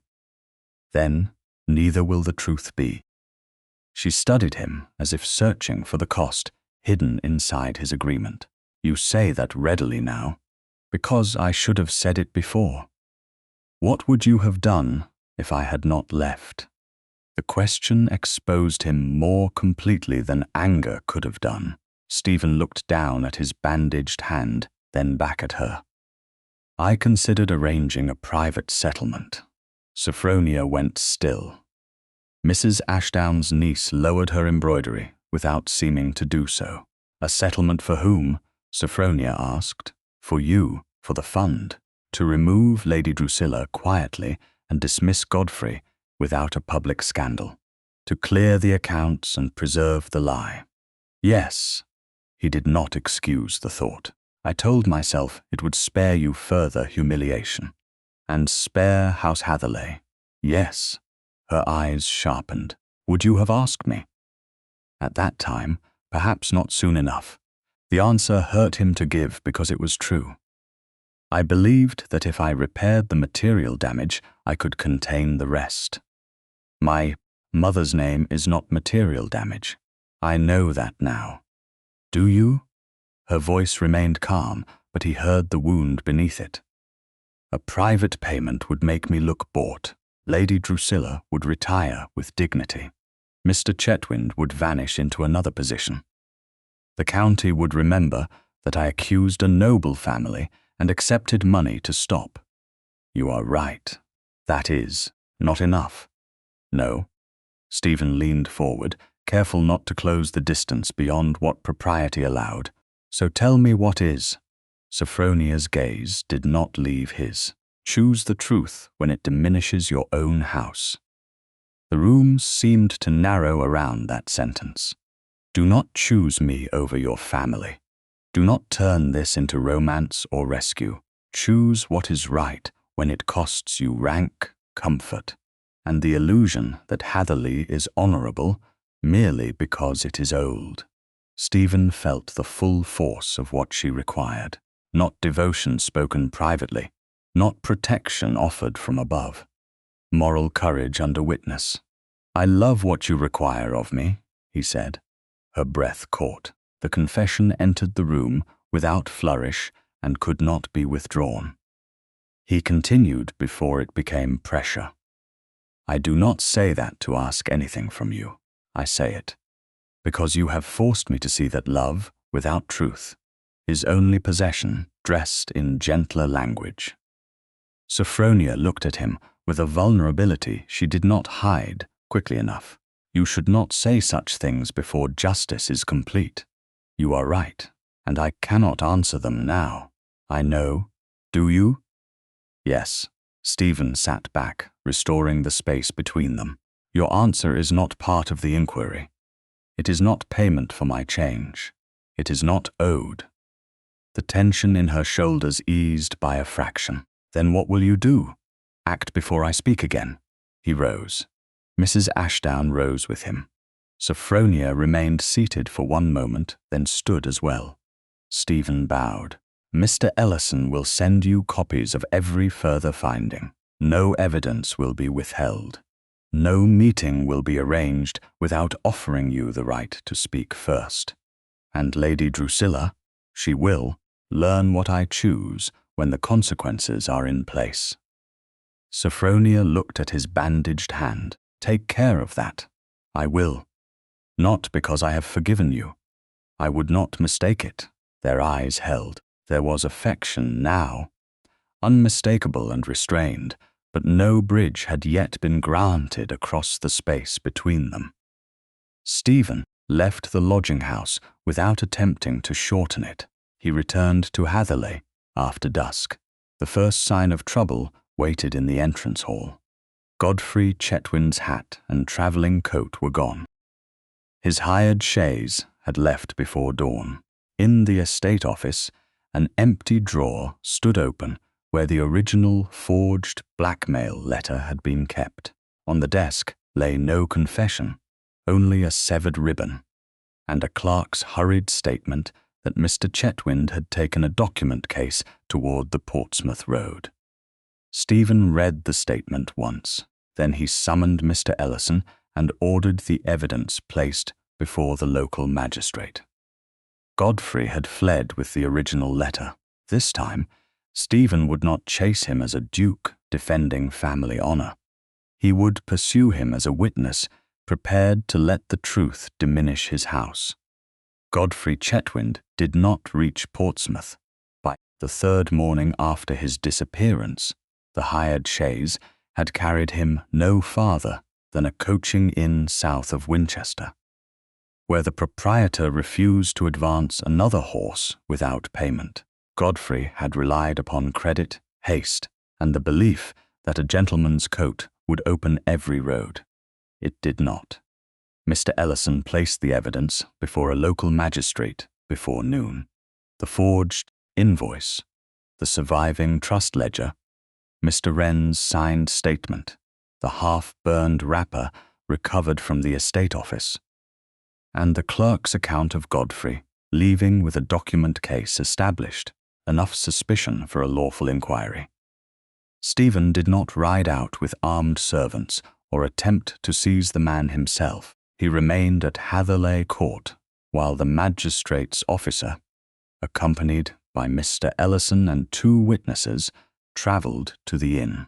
Rank could not be allowed to replace procedure, merely because procedure now served him. Godfrey was found in a private parlour with his travelling coat across a chair and his document case beneath the table. He protested before anyone touched it. Those are personal papers. You've no authority to inspect them. The officer presented the magistrate's written order. You may make that argument before the magistrate, sir. Mr. Ellison watched while the case was placed upon the table. The innkeeper and a local attorney witnessed the opening. Every item was named before it changed hands. The original blackmail letter lay inside a blue paper wrapper, its handwriting close to Sophronia's, but not exact. Beneath it rested several loose sheets filled with repeated attempts at her name, copied from household correspondence she had written for Lady Drusilla.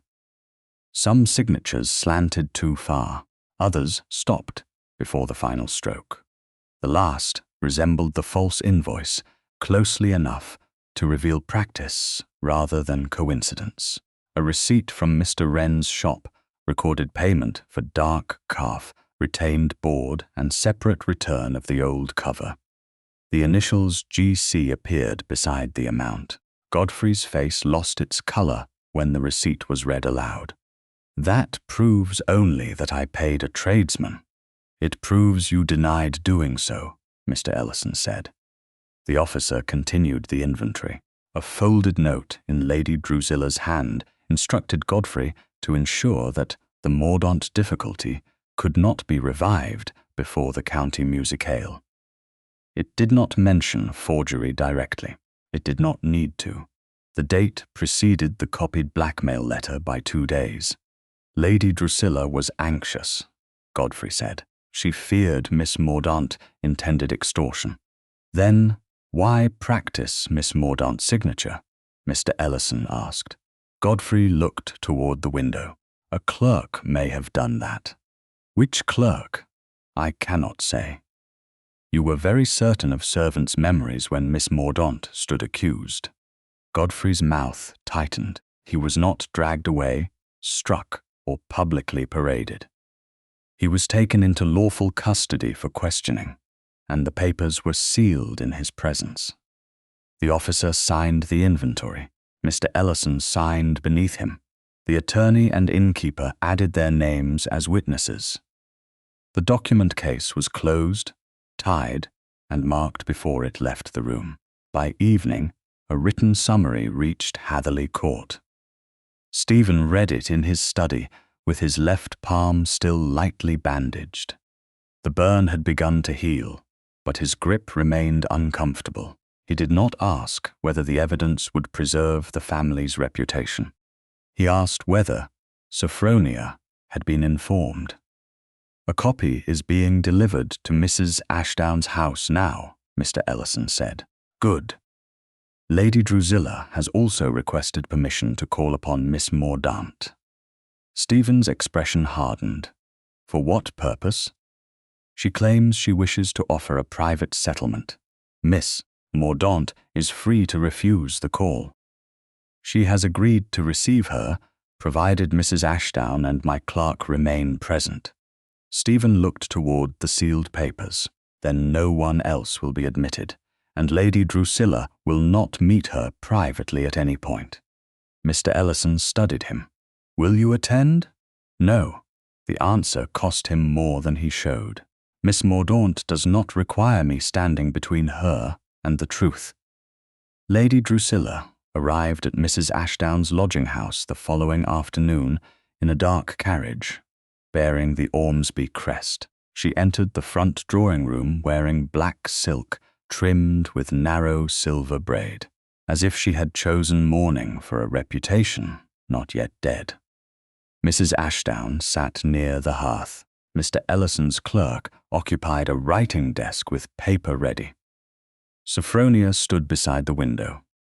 She did not curtsy as deeply as a dependent companion would have done.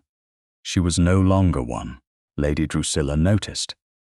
You have become very certain of your position.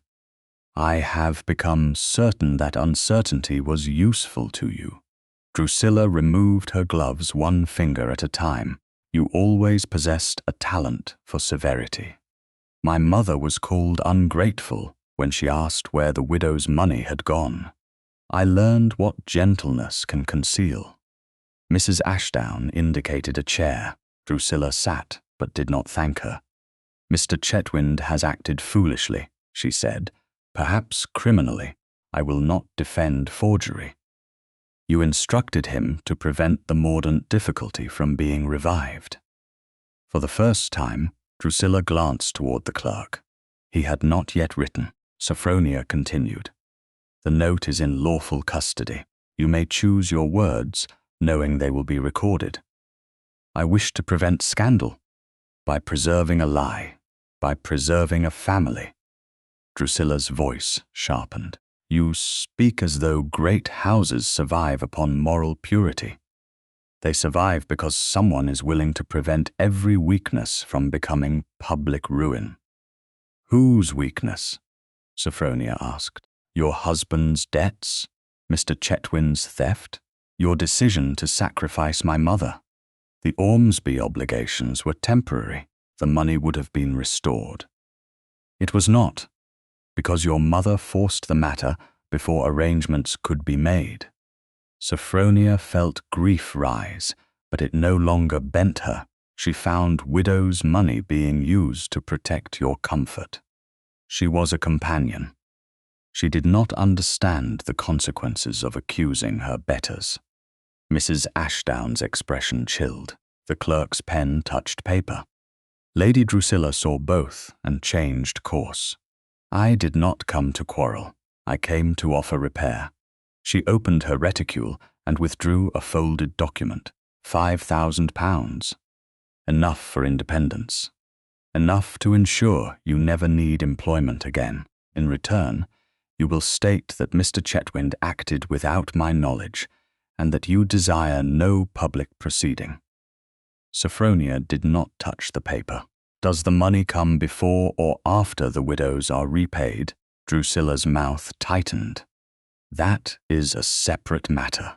No, it is the same matter. You have always believed money can be moved away from the powerless and called temporary, then moved toward the inconvenient and called mercy. You would refuse independence for women you do not know. I would refuse to purchase mine with their loss. Drusilla stood. Do not mistake the Duke's attention for security. Men admire moral courage until it embarrasses them. His Grace has already been embarrassed by the truth, and you believe he will choose you over his family. Sophronia looked at her steadily. I have not asked him to choose me. Then what have you asked? That he choose what is right when his own name must bear the cost. Drusilla's composure cracked. You think yourself noble because you can afford principle for a few dramatic weeks. Sophronia stepped closer, though she kept the proper distance between them. How many widows did you decide were less real than your embarrassment? Silence filled the room. Drusilla looked toward Mrs. Ashdown. Then the clerk, searching for an audience she could still command. You know nothing of survival. A family preserved by sacrificing powerless women has preserved only its crest. The words left nowhere for dignity to hide. Drusilla folded the settlement document and returned it to her reticule. You will regret making an enemy of your betters. No, Sophronia said. I regret the years I believed they were better. Lady Drusilla left without another word. The clerk completed his account of the meeting and read it aloud before Sophronia and Mrs. Ashdown signed as witnesses. Only then did Mrs. Ashdown close the drawing-room door. Sophronia remained standing beside the window, her hands cold but steady. Stephen had not entered. He had not spoken for her, interrupted her, or turned the confrontation into proof of his devotion. That absence did not feel like abandonment. It felt like trust. An hour later, Mr. Ellison's messenger brought notice that county trustees, the rector, relevant witnesses, and the families present at the music-hall would be summoned to Hatherleigh Court. The meeting would take place in the same drawing-room where Sophronia had been accused. Stephen sent no romantic message. Beneath the formal notice, he had written only one sentence: You will speak before I do. The drawing-room at Hatherleigh Court had been arranged exactly as it had been on the night of the music-hall, but no music stands remained. In their place stood a long table beneath the central chandelier. Upon it rested Mr. Ellison's locked case, the sealed document inventory from the magistrate's officer, the main trust ledger, and a clear space reserved for the Hatherleigh family prayer book. The county trustees sat in a row near the windows. The rector occupied a chair beside them. Mrs. Peabody stood with the senior servants near the rear of the room, while the families who had heard Sophronia accused filled the same seats Lady Drusilla had chosen for them before. No one mistook the symmetry. This time, the room had been arranged for memory. Sophronia entered with Mrs. Ashdown and Mr. Ellison's clerk. She wore no borrowed jewels and no expression of triumph. Her dark blue gown was plain enough to refuse spectacle.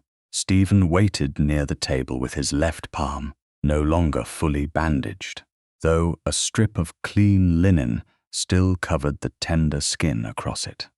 He bowed to her. "Miss Mordaunt." "Your Grace." He did not offer his arm. He did not lead her to a place selected for her. "You will speak first," he said. Sophronia looked at the assembled witnesses. Lady Drusilla sat alone near the hearth, dressed in black silk. Her composure remained polished, but there was no longer anyone beside her to mistake it for authority. Godfrey Chetwynd was absent. His papers had arrived under lawful seal, and the reason for his absence was known. Sophronia stepped forward. 12 years ago, my mother was dismissed from this house after she discovered that money intended for widows had been diverted elsewhere. No court found her guilty. No complete account was shown to her. Her name was damaged through repetition, household influence, and the protection of people whose rank gave their version greater weight. No one moved. I do not ask this room to believe me because His Grace does. I ask you to examine what has been preserved, what was altered, and what the accused were willing to destroy. She turned to Mr. Ellison. "You may proceed." Stephen's gaze met hers for one moment. He had kept his promise. He had allowed her voice to establish the moral truth before his title gave consequence to it. Then he took the dispatch chest key from his waistcoat and placed it in Mr. Ellison's hand. The solicitor crossed to the chest, which had been brought from Stephen's study under the rector's witness. He opened it in full view. First he removed the newly rebound prayer book and set it upon a folded cloth. The blue-and-umber marbled flyleaf remained attached inside the front board, its lower edge still slightly short, its lifted corner still intact. Nothing had been torn, replaced, or concealed since its discovery. Next came the hidden memorandum, no longer inside the book. It rested in its separate protective wrapper beside the disputed invoice. Mr. Ellison named each object before placing it on the table.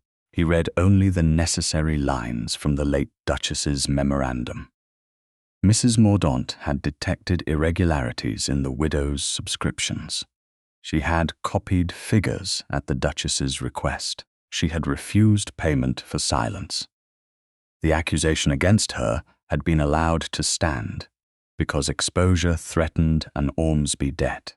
At the damaged conclusion, the 3 surviving words were read aloud. Drusilla knew why. A murmur passed through the room. Lady Drusilla did not lower her eyes. "A dead woman's note is not infallible," she said. Sophronia answered before Stephen could. "No, that is why it is not the only evidence."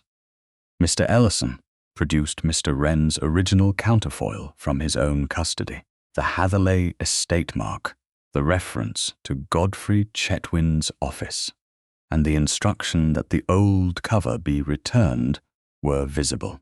He added the binder's signed statement, naming Lady Drusilla's footman as the man who collected the rebound volume and the former cover in a separate parcel. Then he opened the sealed inventory from Godfrey's document case. The original blackmail letter was displayed beside the copy used at the musicale. Sophronia's name practice sheets followed. The repeated attempts at her signature drew the room's attention more powerfully than any accusation. "These papers were recovered under a magistrate's order," Mr. Ellison said. "The innkeeper, a local attorney, the officer, and I witnessed the opening of the case and the sealing of its contents." He placed the forged rebinding invoice beside the practice sheets. The letter forms matched. Then came the receipt from Mr. Wren's shop, the note in Lady Drusilla's hand, instructing Godfrey to prevent the Mordaunt matter from being revived before the musicale, and the main trust ledger. Mr. Ellison opened it to the marked quarterly entries. "These sums correspond to Ormsby creditors," he said. "The widow's subscriptions fell short during the same periods. The money was not restored." Lady Drusilla rose. "My husband's obligations threatened more than private comfort. They threatened tenants, dependents, and the reputation of every family connected to us." "The widows were dependents too," Sophronia said. "They simply lacked a dining room in which to explain their suffering." A trustee near the window lowered his gaze. Drusilla turned to Stephen. "You would disgrace your own blood for a companion's grievance." Stephen stepped forward at last. "No." His voice carried through the room. "I will expose wrongdoing, because it is wrongdoing. Miss Mordaunt's position made the injustice easier to commit. It does not make the injustice smaller." He looked toward the county families who had heard him judge Sophronia in the chapel and later silence her in this room. "My first decision was not merely mistaken. It was unjust. I treated an invoice as more credible than the woman whose name had been placed upon it. I allowed rank to stand in for character and poverty to stand in for motive. Later, when Miss Mordaunt challenged the accusation before you, I attempted to protect the inquiry by limiting her voice. I repeated the same structure that had erased her mother and called it caution." Sophronia felt the room shift, not because a duke had spoken, but because he had placed his own failure inside the evidence rather than outside it. Stephen continued. "Mrs. Mordaunt's name will be restored in the trust minutes and in every Hatherleigh record where the accusation appears. A certified correction will be sent to each trustee and each household represented here. The widow's fund will be repaid immediately from the Hatherleigh estate, while recovery is pursued from the responsible parties." He turned toward Lady Drusilla. "You are removed from all charitable trusteeship connected to this house. You will leave Hatherleigh Court for your dower property before the week's end. Mr. Ellison will prepare a deed of restitution from funds under your control.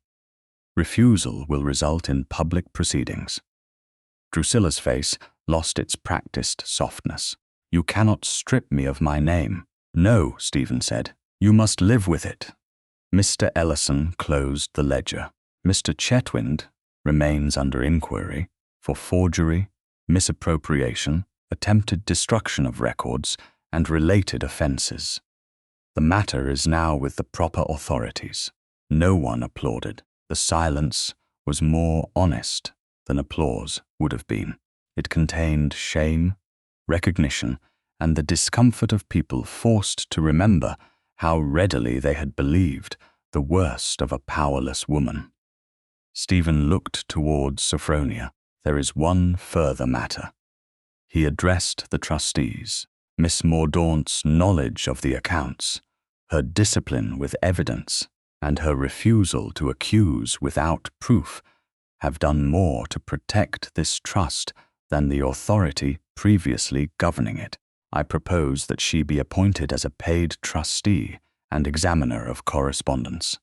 Several trustees nodded at once. Sophronia raised one hand. "Before I accept, the widows must receive repayment before any salary is drawn for me."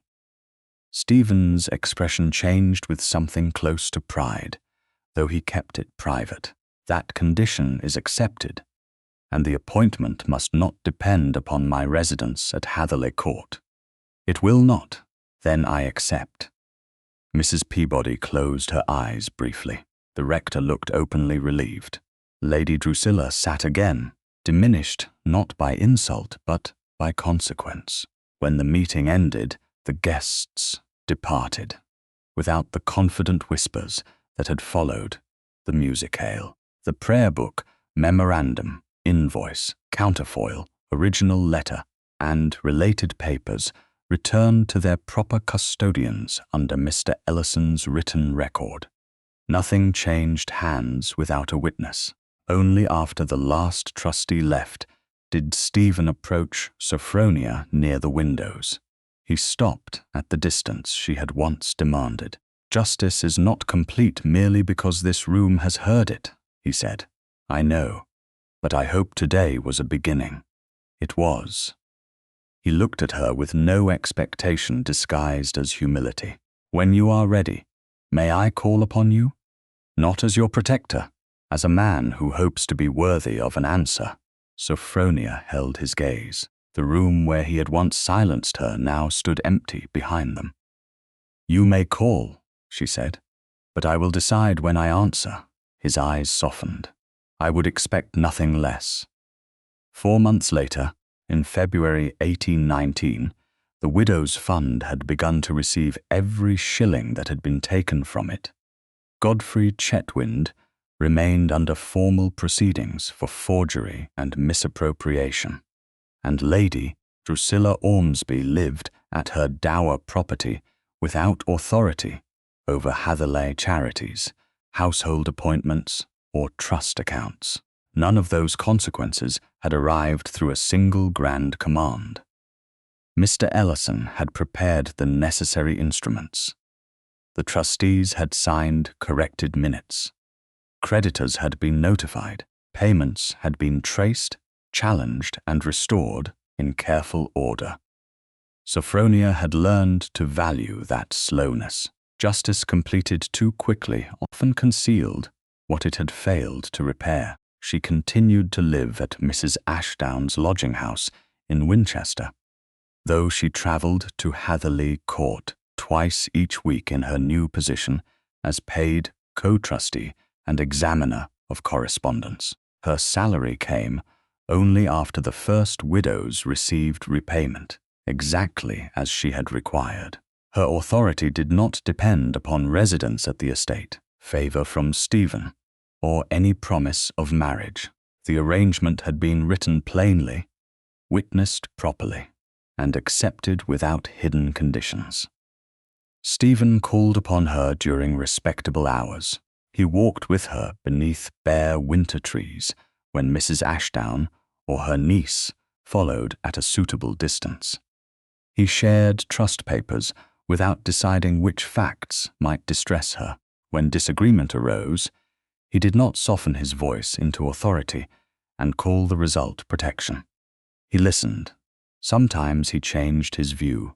Sometimes she changed hers. Neither treated agreement as proof of affection.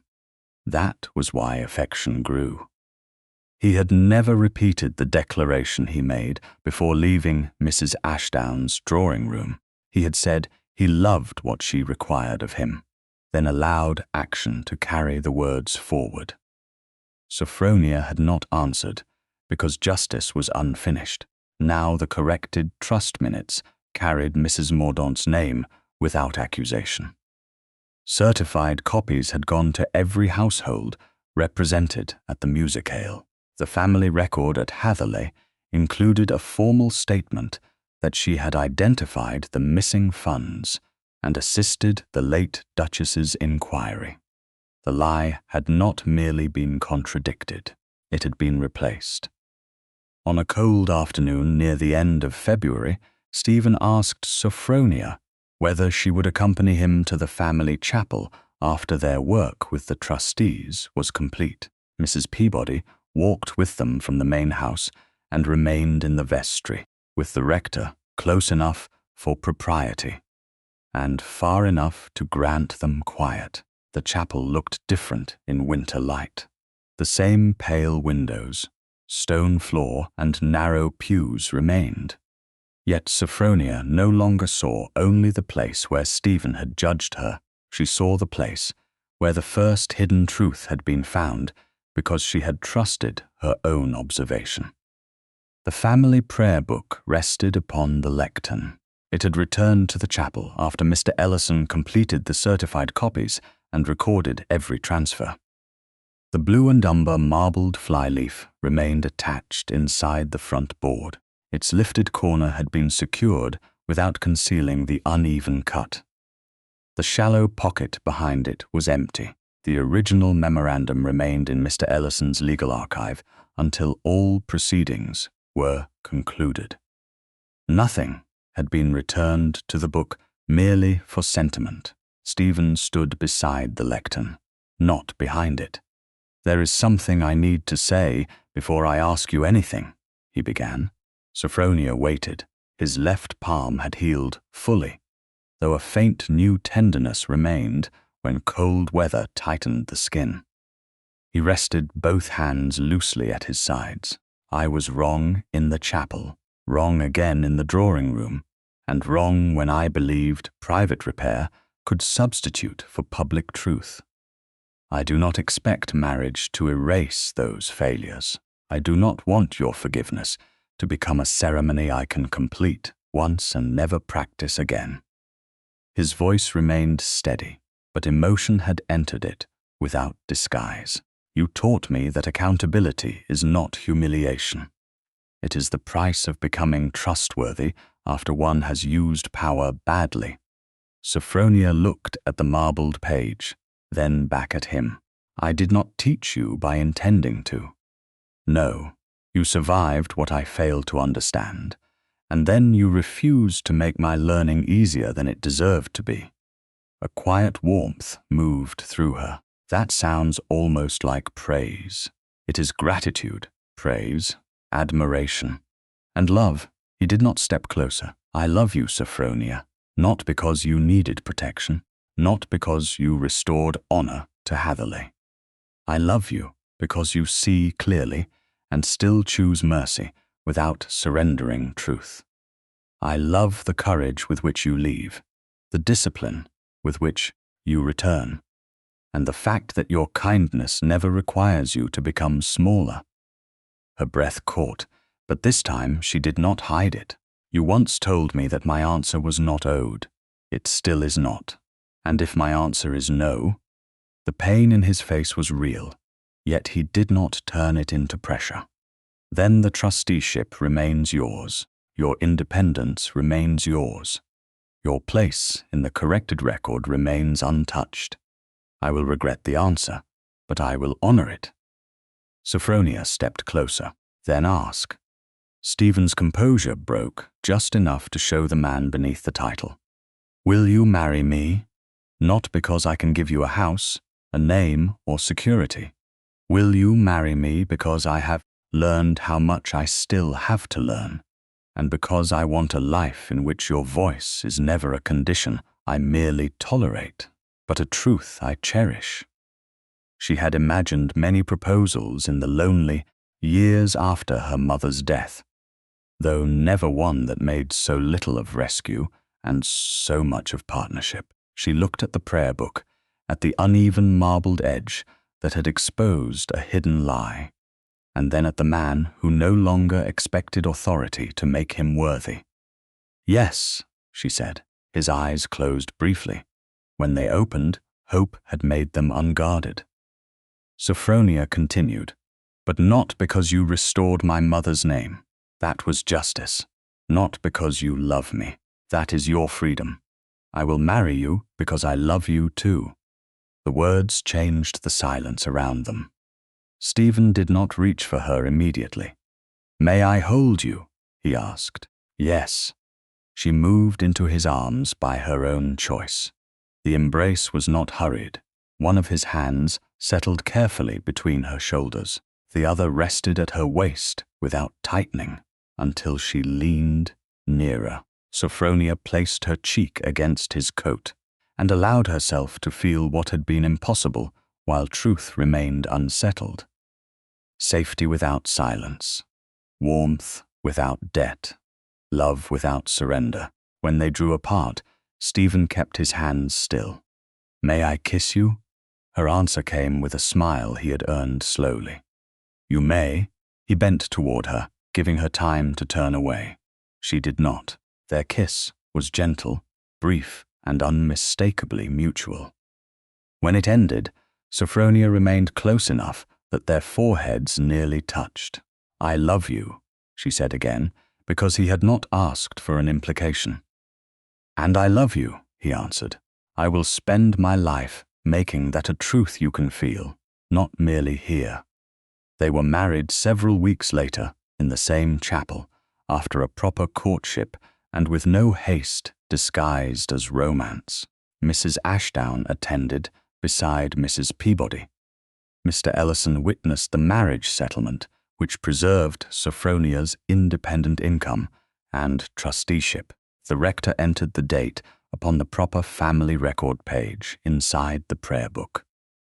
Above it, the certified correction concerning Mrs. Mordaunt remained plainly written. Sophronia did not permit the old accusation to be scraped away so completely that future generations might believe no injustice had occurred.